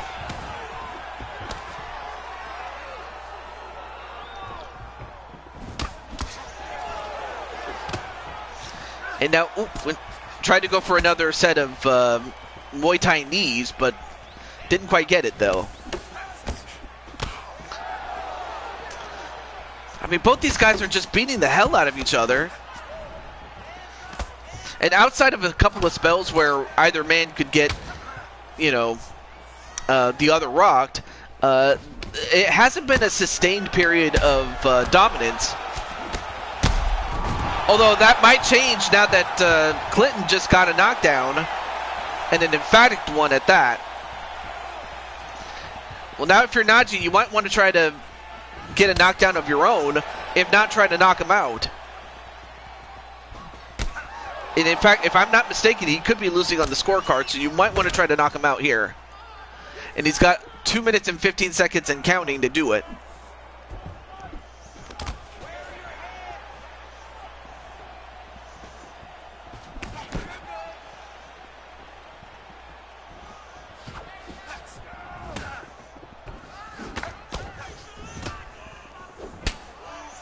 Anyway, nice kick to the leg, but then one right back to Naji. But then Naji responds with a high kick to the face.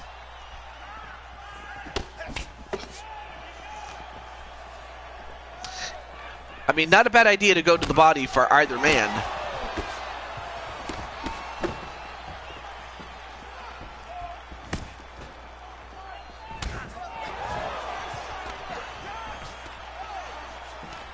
And what went for a takedown, but well defended there by Naji.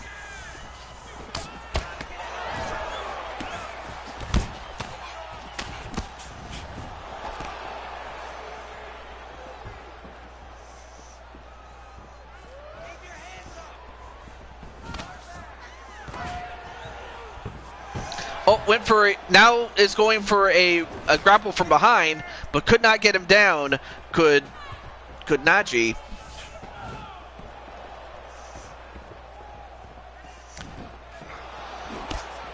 I mean, both guys are throwing punches in spinning kicks, but sometimes it would not hit. Other times it would just get blocked.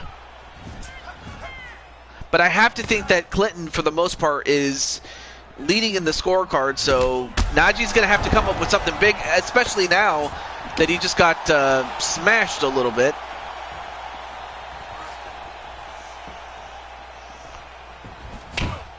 And then a kick to the side of the head. So now if you're Clinton, the worst thing you can do is leave yourself open and get knocked out. 6, 5, 4, 3, 2, 1.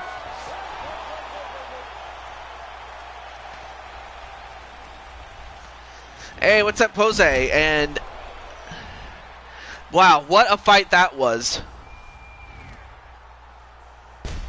I mean, both guys just went in there, gave it everything they had, but neither man could finish the other.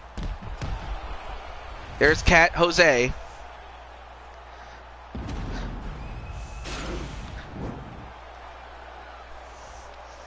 Ladies and gentlemen, after 3 rounds, we go to the judges' scorecards for a decision. All 3 judges score the contest 30-27.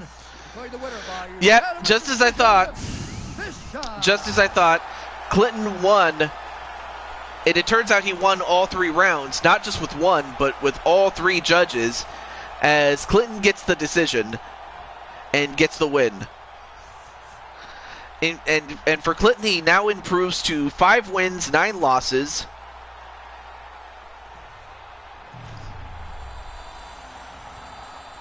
And for Naji, he now goes to 8 wins, 8 losses, and 1 no contest. So we will find out what Clinton's going to do if he wants to pursue the lightweight championship. Of course, he would have to lose a number of pounds to get to the lightweight division. But in the meantime, we now move on to Spironza Danzi and Candy Vega. So now we get our first women's MMA action. So let's get the ladies out here.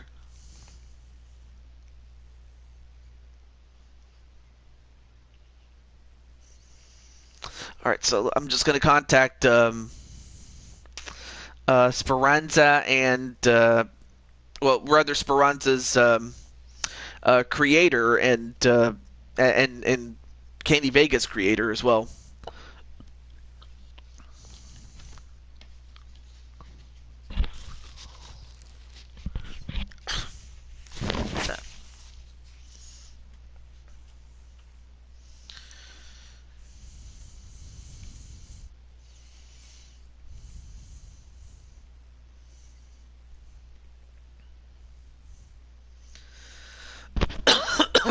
Excuse me.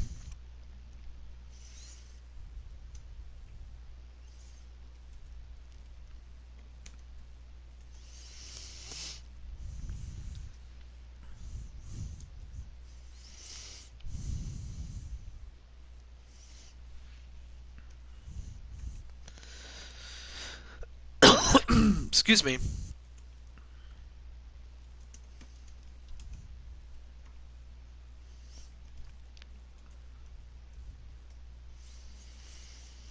All right, so who do you think is going to win this one? Oh yeah, let me get my my drink, my seltzer drink. Just going to open up a can. Oh, much better, man. Yeah.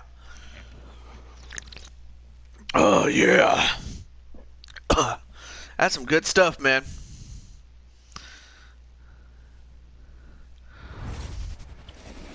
Patty's gonna go for candy. And it looks like, wow, there's a new champion on AEG.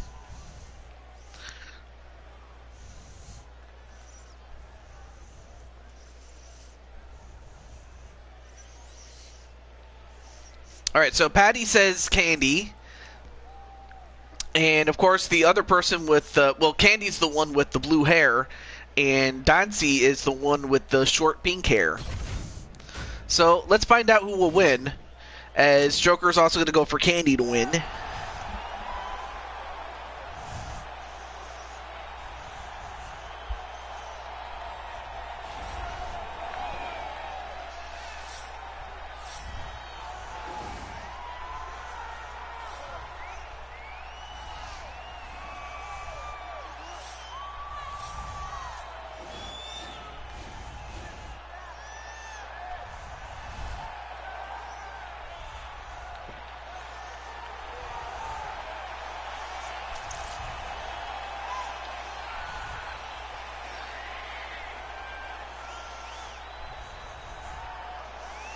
And for Candy, she is the current reigning UFC bantamweight champion, and this young lady right here, Spironza Danzi, is the current reigning women's openweight champion.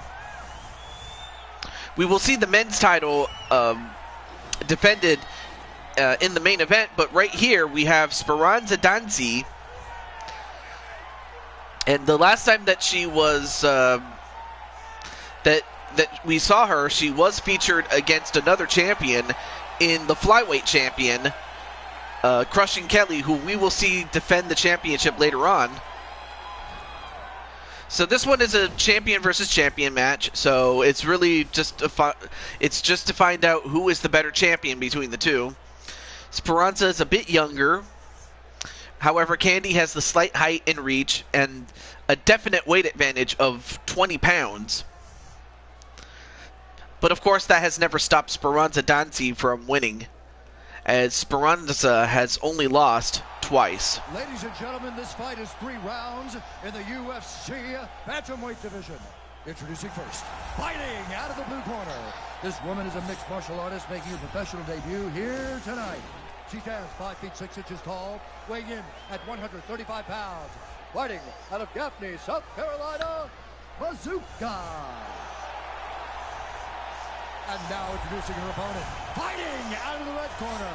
This woman is a jiu-jitsu fighter, making her professional debut here tonight. She stands 5 feet 5 inches tall, weighing in at 115 pounds. Fighting out of Philadelphia, Pennsylvania, the Destroyer. And when the action begins, a referee in charge, Yves Lavine. You ready? And of course, yeah, there you see Spironza busting a move. Don't let that fool you. Thumbs up, thumbs down, Batista style. All right, fight underway. Here we go. Going for a couple of jabs. Then Danzi with a jab of her own and a kick. Does connect with the kick to the body. However, Danzi is a BJJ practitioner, a jiu-jitsu practitioner, excuse me, I can't talk. So this is one of the strategies that she'll have to do, and that's try to get Vega down to the ground. And if you're Vega, you want to keep the fight standing up and not allow Danzi to get on top of you. Well, in top position, rather. Excuse me, I can't talk. But not where you want to be if you're Candy Vega, that's for sure.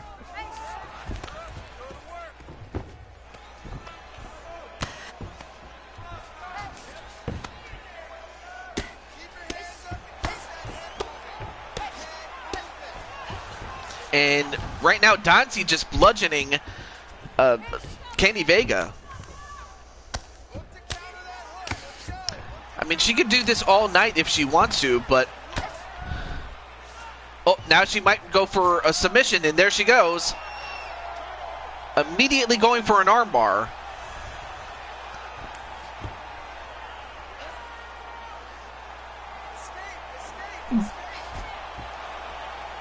And Candy doing everything she can to escape, but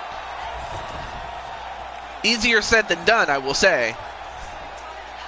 Going back to what Joker said earlier about never losing to Feck, that is true, but he has lost to me. And as that happened, Candy Vega in short time taps out to Spironza Danzi via armbar. And Spironza doing a little bit of dancing. I mean, that was, without question, that was the quickest fight during this whole show.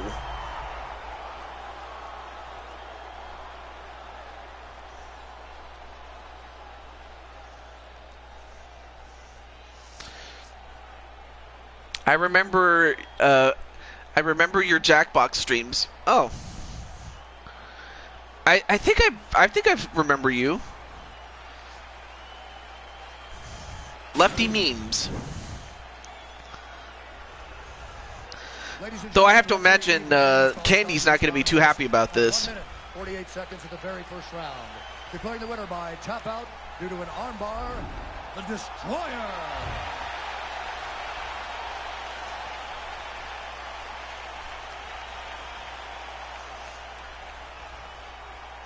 But Spironza Danzi showing us how dominant of a champion that she is, especially in the champion versus champion fights.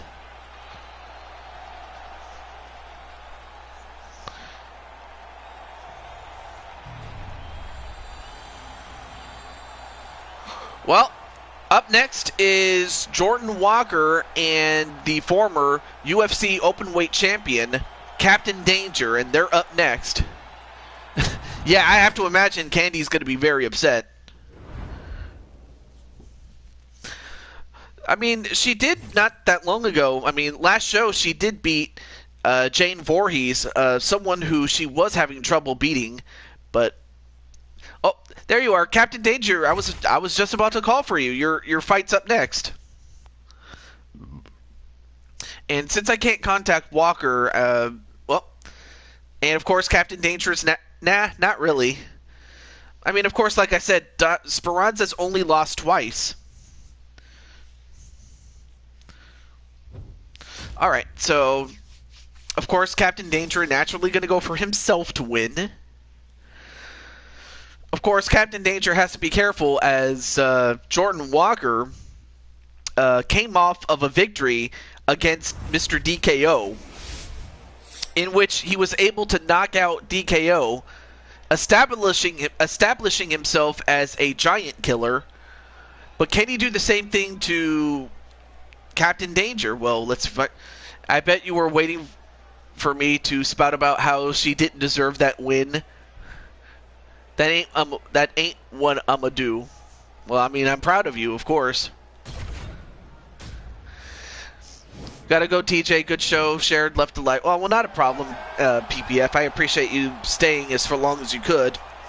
But the important thing is you got to see your fight, so I'm happy about that. Overall, Captain Danger is 15-12.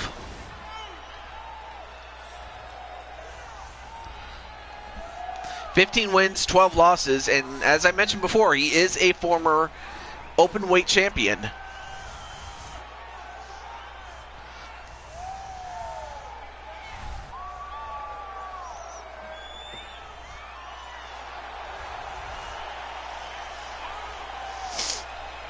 All right, so several other people are going to say Captain Danger for the win. Of course, Captain Danger looks a lot different in this game than he does in the in the 2K games, and that's just simply because you're only limited to your imagination and to what this game allows you to do.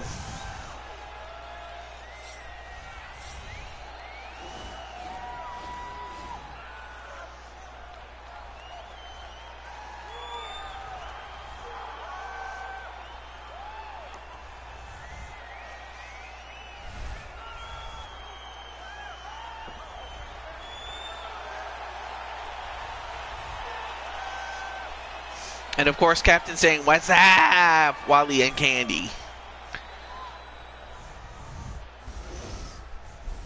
Alright, so the tail of the tape. Jordan is a bit younger, but Captain Danger has the height, the reach, and a definite weight advantage. Over 100 pounds. Too many friendships have ended due to petty saltines. Yeah, that's true. This man is a wrestler. I suppose the less said about that, the better. He stands 5 feet 11 inches tall, weighing in at 255 pounds. Fighting out of Orlando, Florida, Juggernaut.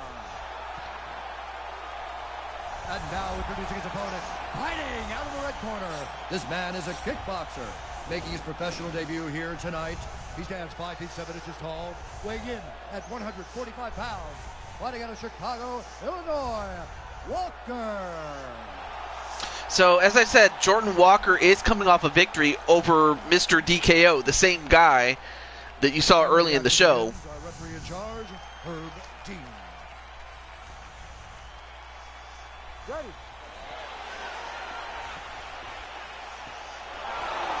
So the one thing that Captain Danger has to be careful of is not to get caught. Ready to fight.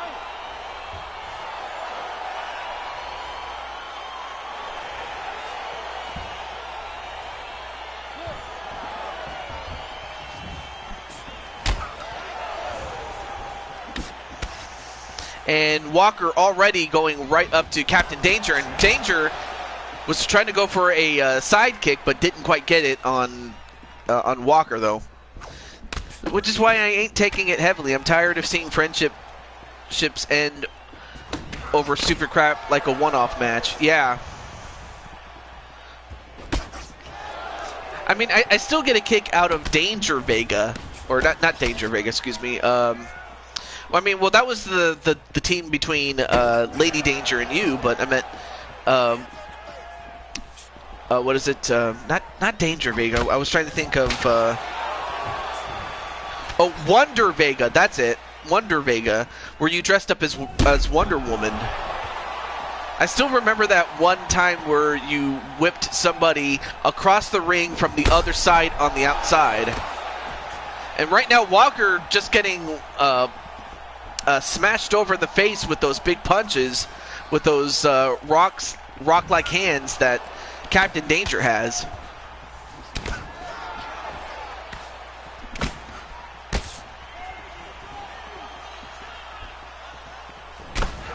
And a knee right to the gut, and a kick right to the leg that takes him down, but he got up really quickly.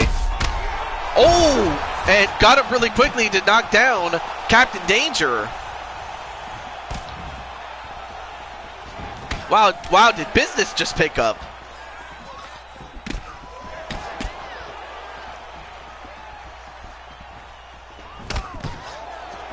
And one thing that Walker has is that speed.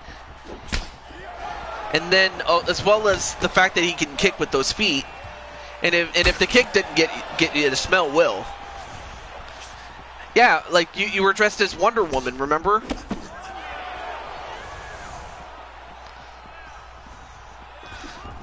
Like on, I believe it was on Mopman's show. You were dressed up as Wonder Woman, complete with the little dress that comes with the costume. When you did a cosplay of it. Yeah, it was you and Bella, was it Ramirez or Lockjaw? Because I know that there's two Bellas out there. Anyway, both guys go for some kicks. Yeah, it was in Mob Championship Wrestling. Yes.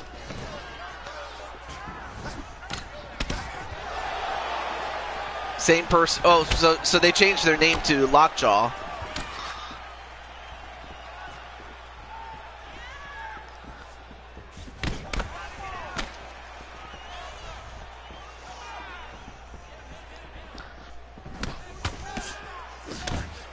Oh, and another kick to take down Jordan Walker. And another kick to the face. Nice front kick there by Captain Danger.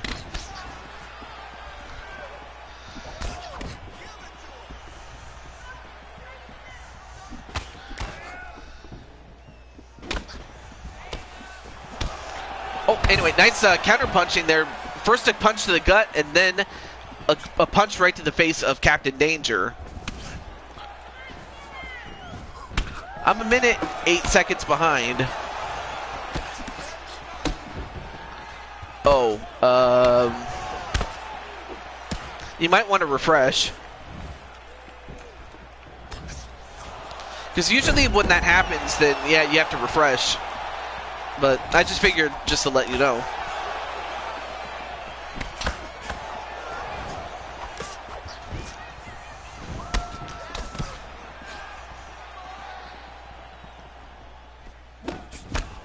Oh, nice set of punches there.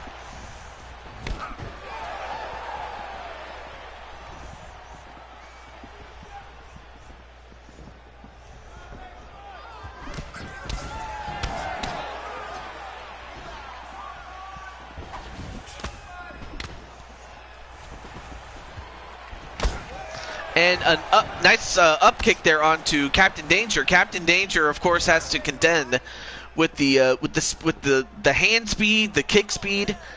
That's what he has to deal with. Anyway, hey, how's it going? How's it going, Ram? At the time, it was Ramirez, but she ditched the last name to Lockjaw. I never cosplayed it as Wonder Woman, but in various feds I have. Oh. But I still found it very funny how you whipped somebody from one end of the ring to another. Anyway, nice combination of punching and kicking there onto Captain Danger. And then there you see Captain Danger with a judo throw. Although Jordan was able to get up before the match could go any further onto the ground.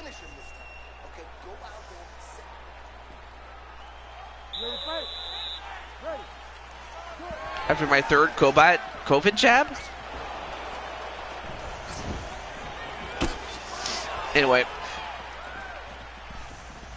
Never mind, Captain.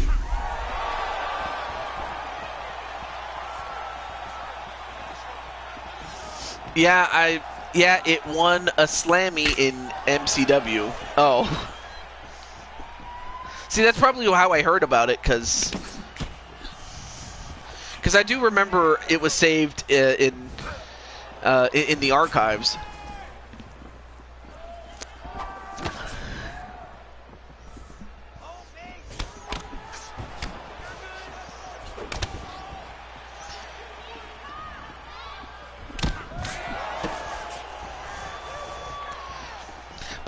But yeah, like I said, I mean, even though Walker is giving up 110 pounds, he's not that much. He's not that less tall than Danger is, so it's not like he has to reach up to punch him. Oh, the booster shot. Oh, okay. Where I've won Slammy on. Anyway, sorry. That also makes it the second year in a row that I've won a Slammy on MCW. Since the year prior, I won a Slammy for Female Wrestler of the Year. I'm surprised I haven't even thought of doing a Slammy. Oh, well, he tried to go for a leg takedown, but backed away. Enough about me. Let's focus on the fight. Yes.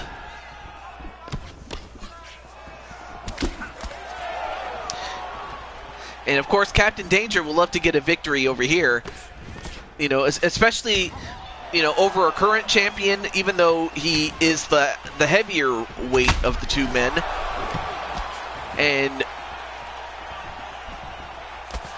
Now, if in the event that Captain Danger, you beat Jordan Walker, I mean, would you want to fight for his featherweight championship? I'll let you think about that as you punch Jordan Walker right down, and now both men are on the ground. And now transitions into a half guard, now into the full mount. Tries to go for an arm bar, but Jordan realizing what trouble that he's in, especially as he's going up against a wrestler in Captain Danger. Now decides to tee off on him a little bit. Tries to go for a guillotine, but could not get it in. Now back into a half guard, but then back on the feet.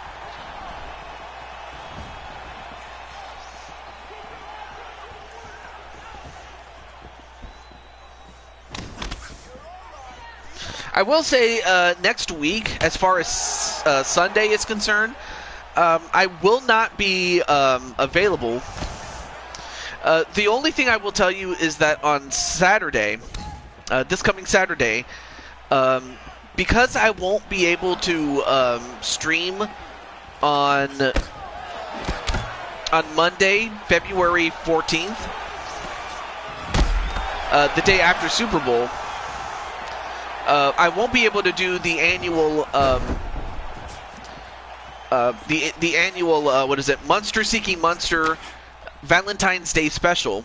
So it'll have to happen 2 days before Valentine's Day on the 12th. So I just want to let you guys know about the annual Valentine's Day Monster Seeking Monster stream. And yes, Candy just fought in the previous fight, and Jordan just got rocked again. Now Danger's starting to slowly but surely get this fight in his favor, and he went for a high kick, but he missed. And of course, Jordan was still a little bit beaten up that he couldn't properly counterpunch or counter kick. No, well, I mean, it happened so quickly that, you know, had it not happened as quickly as it did by the time you got here, Ram, it still would have went going. It still would have went, and it still would have been going, but it just ended as soon as it did.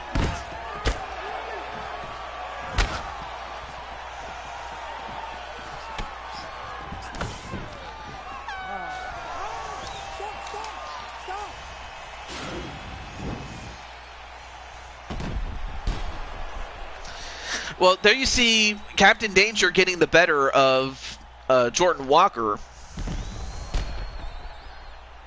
Have a great stream. All right. Well, thank you for stopping by, Candy. I just wish the fight lasted longer than it actually did, or in your case, you ended up with a win. But I mean, you got the biggest victory of your career with the victory over Jane Voorhees when you defended your championship. All right, round 3. Here we go.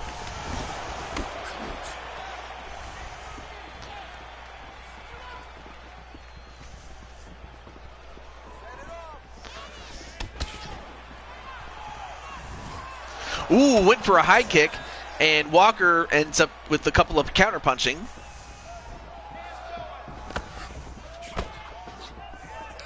But folks, we still got Walter Johnson and Jinku in the rematch for the championship after Walter won the championship, and now he's going to have to defend it against the ex-champion, Jinku Gekoga.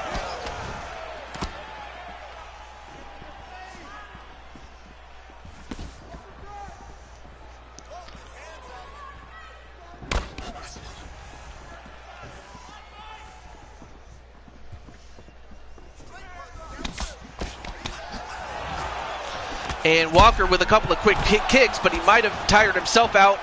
And Danger going for a high kick, but all Walker had to do was duck.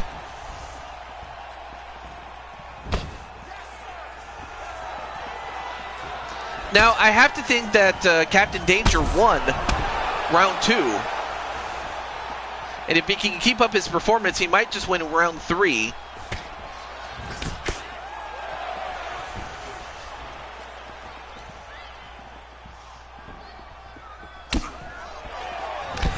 But then Walker with the big boot and then a punch.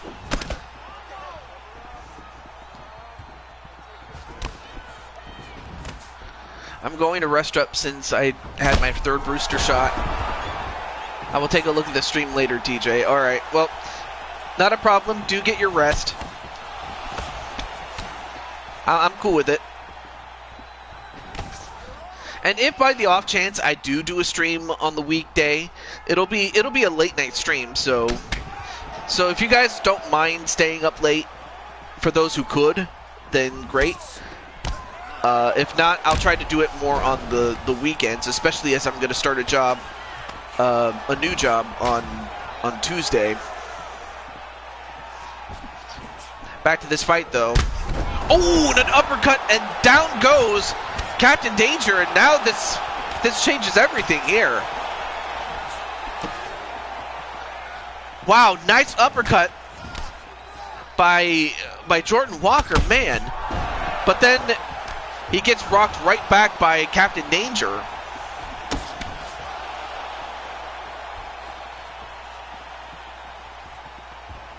Will do, Mom. Who's Mom? I'll be working for the state, Captain Danger. It'll be a state job, so, you know, it's one of those work during the weekdays, have the weekends off, you know, that sort of job.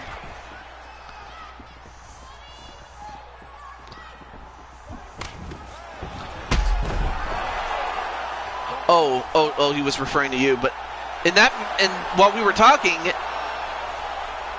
Captain Danger has just beaten the featherweight champion, albeit as a heavyweight. So the question is, Captain, I'm not sure if you're interested in going down in weight to fight for the championship. If not, you don't have to.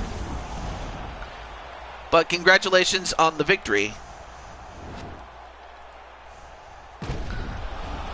As Captain Danger now goes to 16-12, and Jordan Walker goes to 10 wins, 11 losses, and 1 no contest. Ladies and gentlemen, referee Herb Dean has called a stop to this contest at 3 minutes, 21 seconds of the 3rd round. Declaring the winner by knockout, Juggernaut. Well, that was a great fight, though. Oh, you won't. Okay, not a problem, though. But he definitely wants to build himself a case to, you know, challenge the champion, of whether it be Feck or whoever happens to have the championship by then.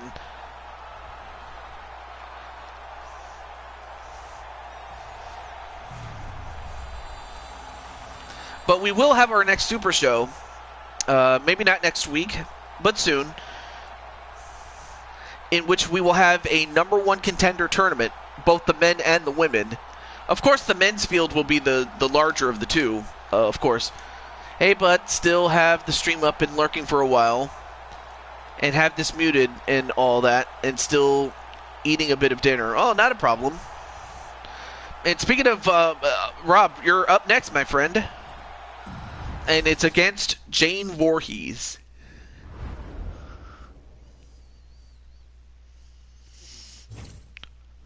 And Walter going to go for Voorhees to win.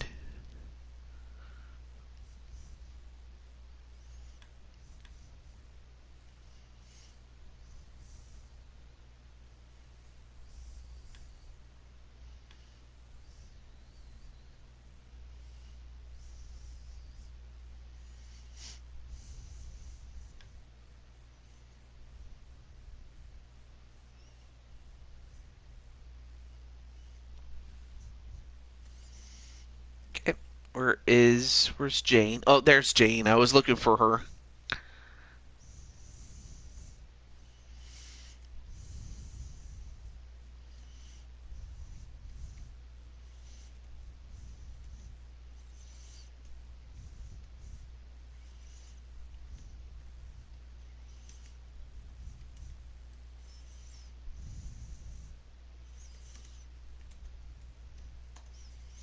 All right, there we go.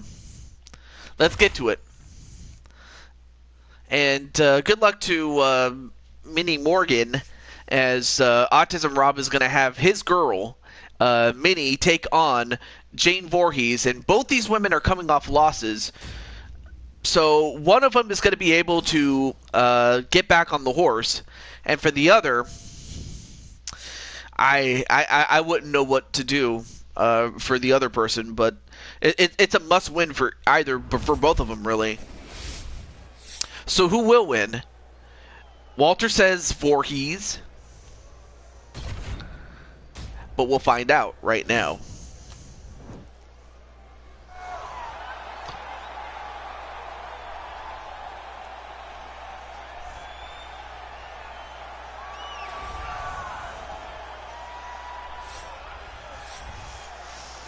Captain Danger going to go for Jane to win. And for Minnie Morgan, she comes into this fight. 4 wins, 9 losses. Yep, 2 more fights and then your main event. Yep, that's true.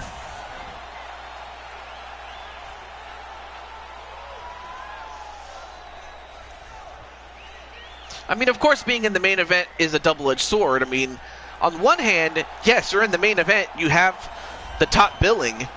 Of course, the only bad thing is you have to wait almost the entire show just to get to it. And even then, you don't know how long it's going to last. The show, I mean. But nonetheless, though, we have the former women's bantamweight champion, a 2-time champion, and of course is coming off a loss to, or I'm sorry, she was a 2-time flyweight champion, sorry, but she was challenging for the bantamweight championship that was held by our very own Candy Vega.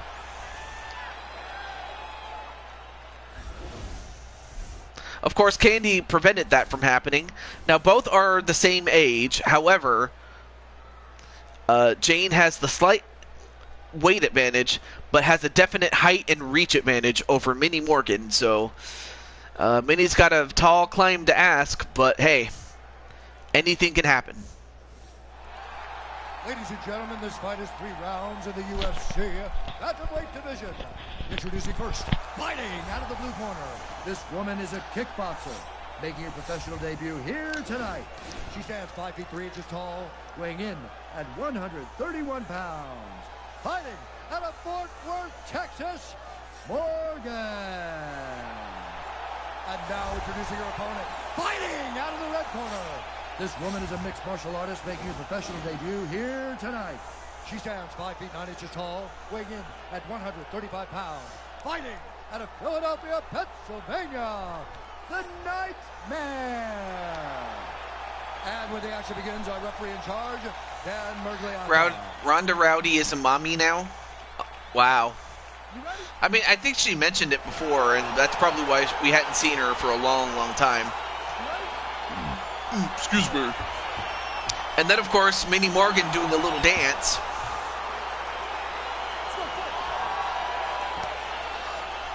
All right, so both touch gloves. And in fact, both these women are kickboxers, so it's really going to come down to execution. But Voorhees does have the slight height and slight weight advantage. But of course, that never stopped Morgan from trying.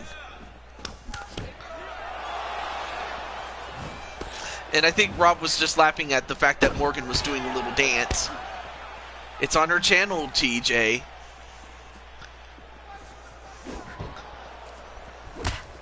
And a nice knee onto the gut of Voorhees. Every time Voorhees reaches and misses, she gets kneed in the gut. I mean, and if you can, and somehow if you can take out her legs, you take out a large chunk of Voorhees' offense. But she can still throw hands, though.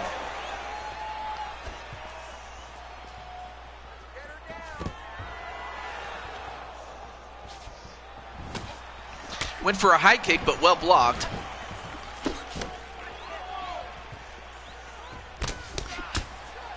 And a couple of jabs there onto Morgan, and another one. But yeah, Morgan has to space herself, and she also has to counterpunch. Every time that Jane swings and misses, that's when she has to strike. Or just grab the leg and start punching away like that.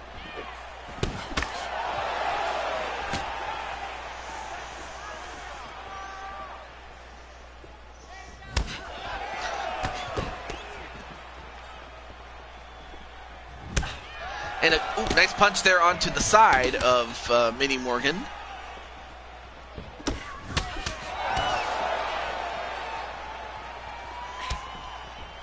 But really, seriously, look at the size difference on these two women.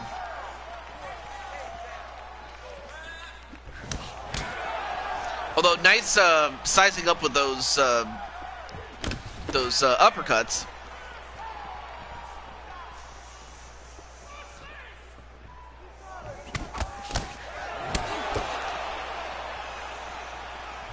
And if you're Jane, the worst thing you can do is try to match speed, you know, especially with the hand speed of Mini Morgan. If you miss, you pretty much leave yourself open.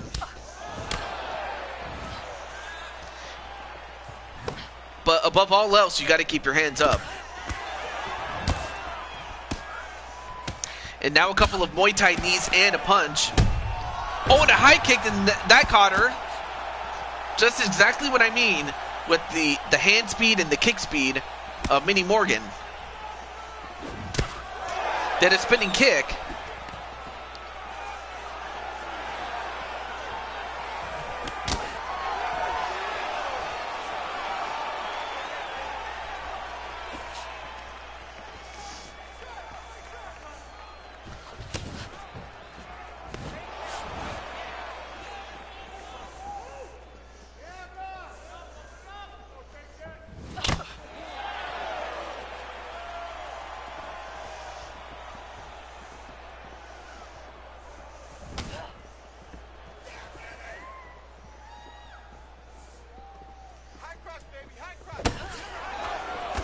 Anyway, Ronda Rousey on YouTube, TJ, that's her channel. I mean, I know that most big celebrities have, you know, channels on YouTube.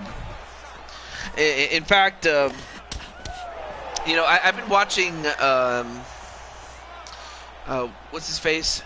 You know, I've been watching some of my favorite, you know, celebrities. And one of them is Arn Anderson. Of course, Arn has a podcast that he mostly does with Conrad Thompson, and also not to mention, I know that JR has, well, not his own channel, but rather his channel for his podcast, Grilling JR.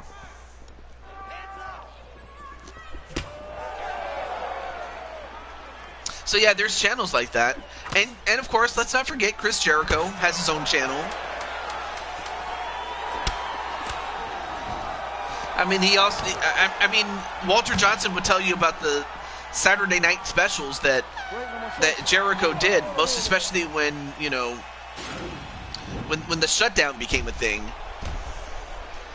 Of course, everyone knows about Talk is Jericho, which is, you know, a staple in podcasting.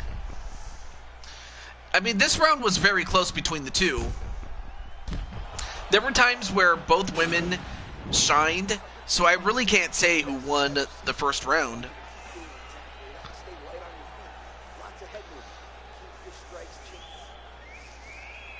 You ready? You ready? Let's go fight. So yeah, Wally, what was the favorite thing from Chris Jericho's channel that you like to watch when, you know, whether Jericho does it live or when he releases it? And in the meantime, anyway, nice quick snap jabs there by Morgan. I apologize for the gas here. I just had some seltzer water.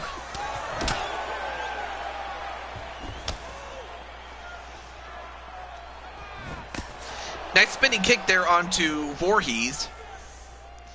Of course, Voorhees also very tentative, probably somewhat unlike her, because I know that Voorhees, you know, has a tendency to just go AWOL and start beating the shit out of people. But after what happened last time with Candy Vega, you know, putting down Voorhees, I have to imagine that Jane is very, very cautious, knowing full well one mistake could end it.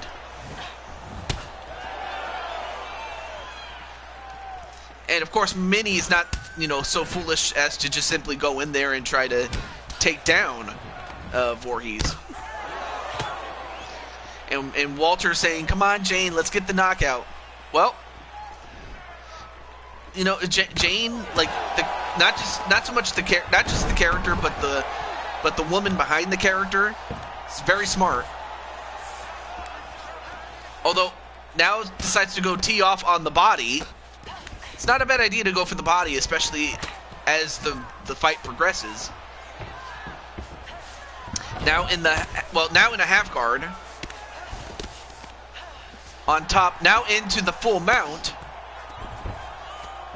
Now, of course, both these women are kickboxers. They're not known for their groundwork, so we're going to find out if they can adapt on the ground.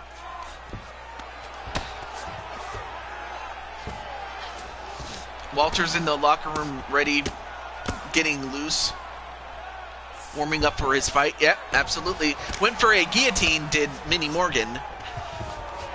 Minnie trying to escape, but Jane not letting her.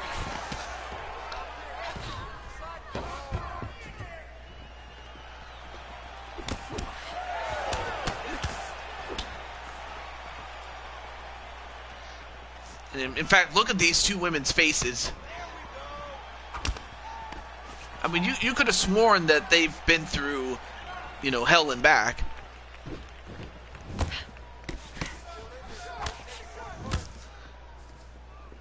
I mean, Patty, I'd have to imagine in your time that you had that you've been through as much as these women have been. That, how do I put this? That you've been through as much as these two women have put each other through.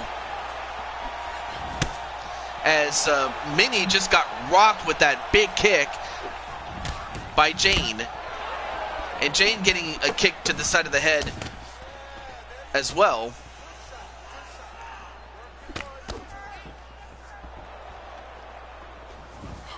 A spinning kick that missed.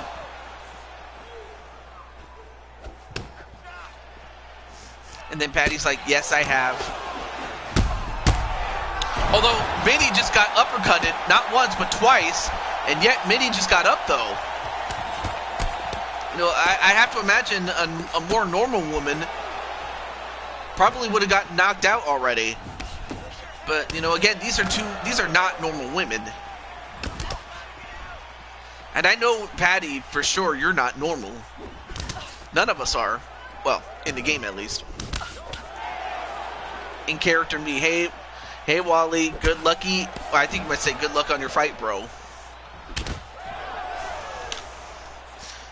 It's awesome that you're visiting your friend Walter.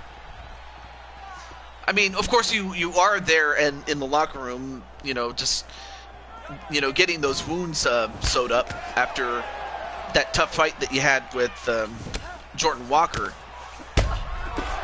Although Minnie getting absolutely smoked, but Minnie standing her ground.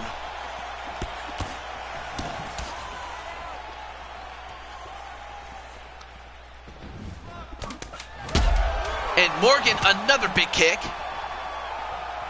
No, I can be a bit crazy both in game and in real life. Although, and before Jane could finish off Minnie Morgan, Minnie just got saved by the bell, literally. That could have been it for her already. So Minnie will have to make some adjustments going into the third round. Boom! Boom! Uppercuts. And again, that would have knocked out most other women.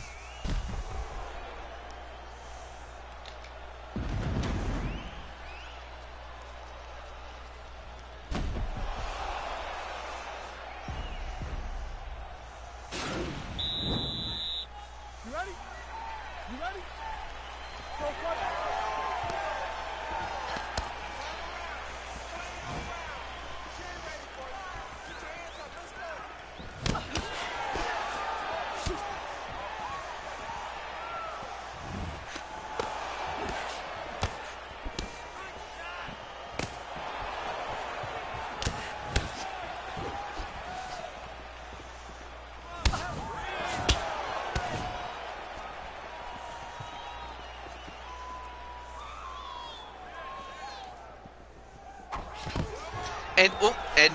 And Voorhees trying to go for a takedown onto Morgan. Just had to check my messages just to, you know, I always check my messages in case someone's trying to contact me. All right. Back to the fight though, and Morgan just got kicked in the side of the head, and Voorhees trying to finish it, and the referee has to step in before Voorhees could do any permanent damage. And Voorhees gets her win back.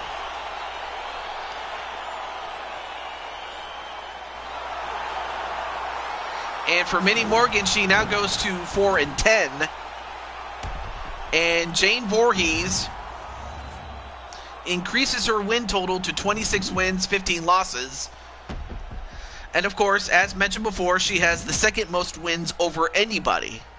Well, the second most wins in the company history currently, behind only Feck, who has more wins than her.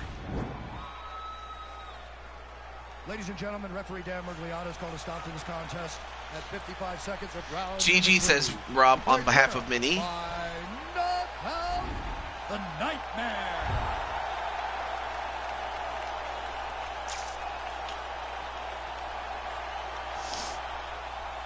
Oh yeah, I remember Tyler Breeze, like when he was released, that kind of struck a nerve with Adam Cole. I remember, and I just knew that for Adam Cole, you know, that was kind of the decision that led him to leave WWE's NXT and just WWE altogether. But up next is the man who has more wins than anyone else, King Feck, the heavyweight champion, against the light heavyweight champion in a champion versus champion fight. And that's coming up pretty soon. So let's get Feck and let's get Cole.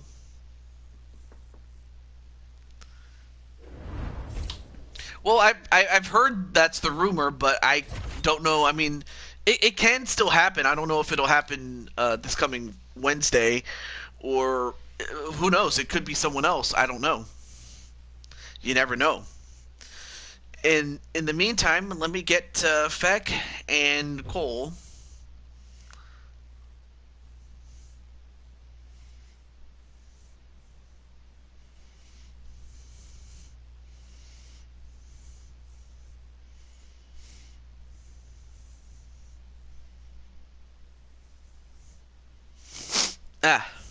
Okay.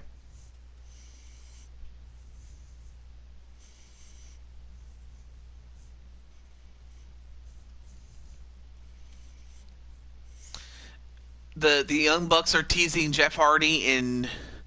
No, I've heard about it. I've heard about, you know, Jeff Hardy being teased, but and it's possible.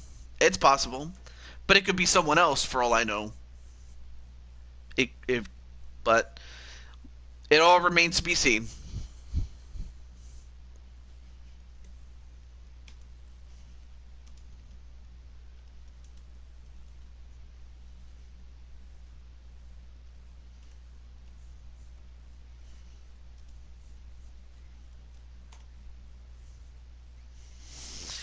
All right, and then oh.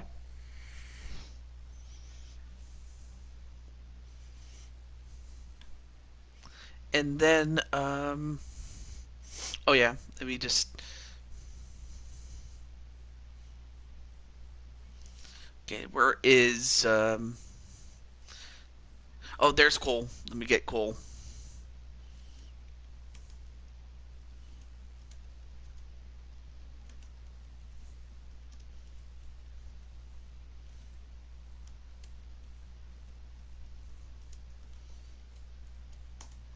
All right, so I contacted them both. All right, so Feck says, or rather, excuse me, Walter says Feck for the win.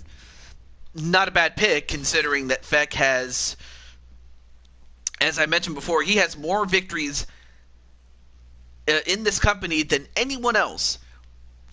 A record 43 wins and 7 losses. So he's been in 50 fights and having only lost 7 of them.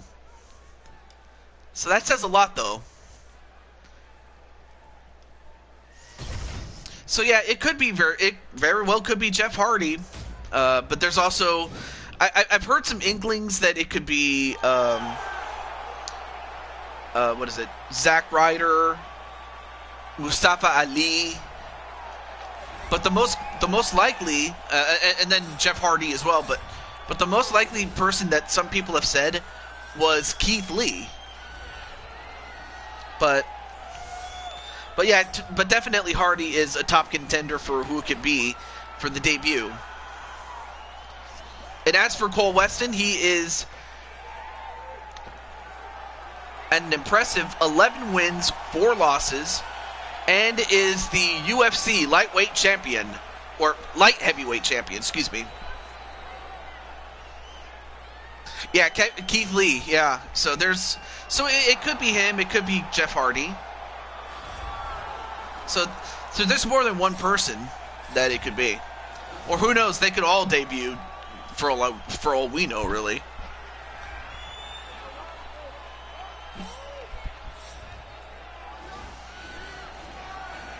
But here's King Feck, a man who has taken out so many men with submissions, it's not even funny. And of course he is, embracing his Jamaican roots. And is the man who says, and he is often credited as the man who is Jamaican me crazy. Anyway, WWE doesn't want Jeff Hardy to join AEW. Well, of course they don't want him to.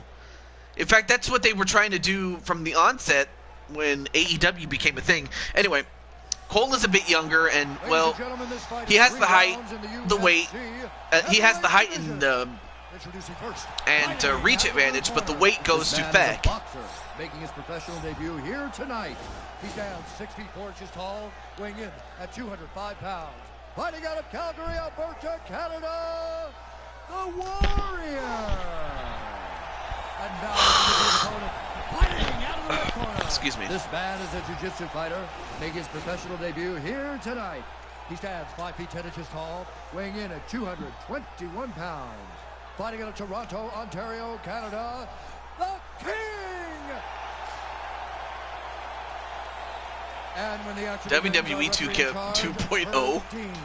I mean, they are its own thing, but I know that they've taken a lot from the competition. And of course, Feck doing his best Shawn Michaels impression. And then looking at Cole Weston, he kind of does look like the Murder Hawk monster, Lance Archer. I mean, from afar, you would think that's Lance Archer's brother or something like that. Now, obviously, I'm not particularly worried about Feck because Feck has done it all. And of course, his best strategy is to try to take down this monster of a man known as Cole Weston. But for Cole, he's got to stay on his feet. The moment he gets on the ground, he has to get up. Otherwise, Feck is going to keep him down, and he may as well just kiss, his chances of beating him goodbye. Oh, went for a high kick onto Feck, but a little too high, though. Now, remember, folks, this is a champion versus champion match, so the titles are not on the line. It's just simply who is the better champion of the two.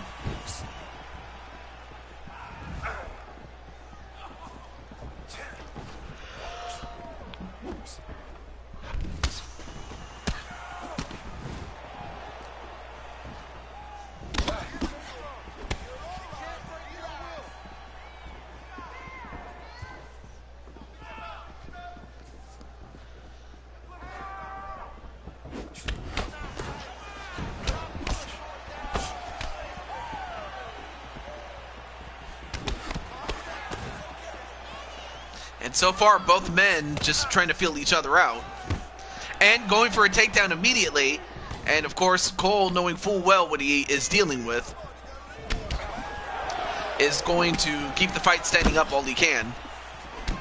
Backstage heat drama. Well, I'd imagine, a lot of companies have their own type. I mean, we always hear about WWE.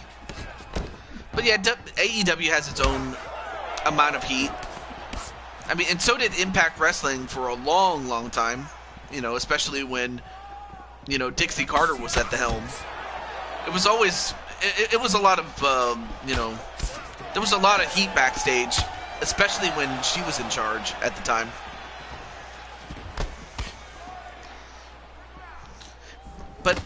But yeah, definitely every company that has ever come to exist has had it at some point. Ooh, excuse me. Oh, went for a high kick and no, didn't quite get it though. I mean, hell would definitely freeze over if Shane actually managed to go to AEW. Much less, you know, Paul Levesque. That would be something, though. But definitely hell would freeze over, without question.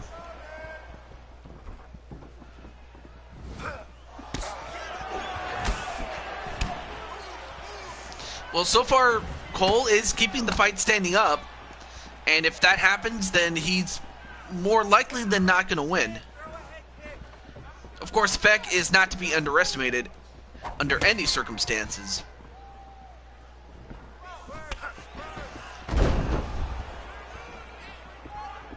It's mostly about Cody. Well, I mean, of course, there is that sort of that's pretty much the big one right there. Hell does freeze over in Michigan. What happened there?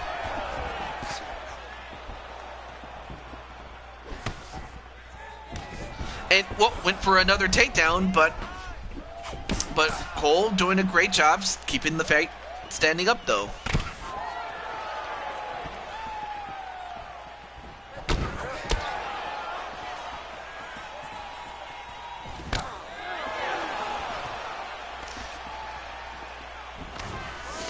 Well, yeah, there will come a point where they will have to release superstars on their end, does AEW, because as great of a stacked roster as they have, you know, at some point they're going to have to let some people go. You know, especially with, you know, guys like Brian Cage and, you know, Joey Janela. Anyway, we have a city called Hell in Lower Michigan. It's kind of a terrible name there if I'm to be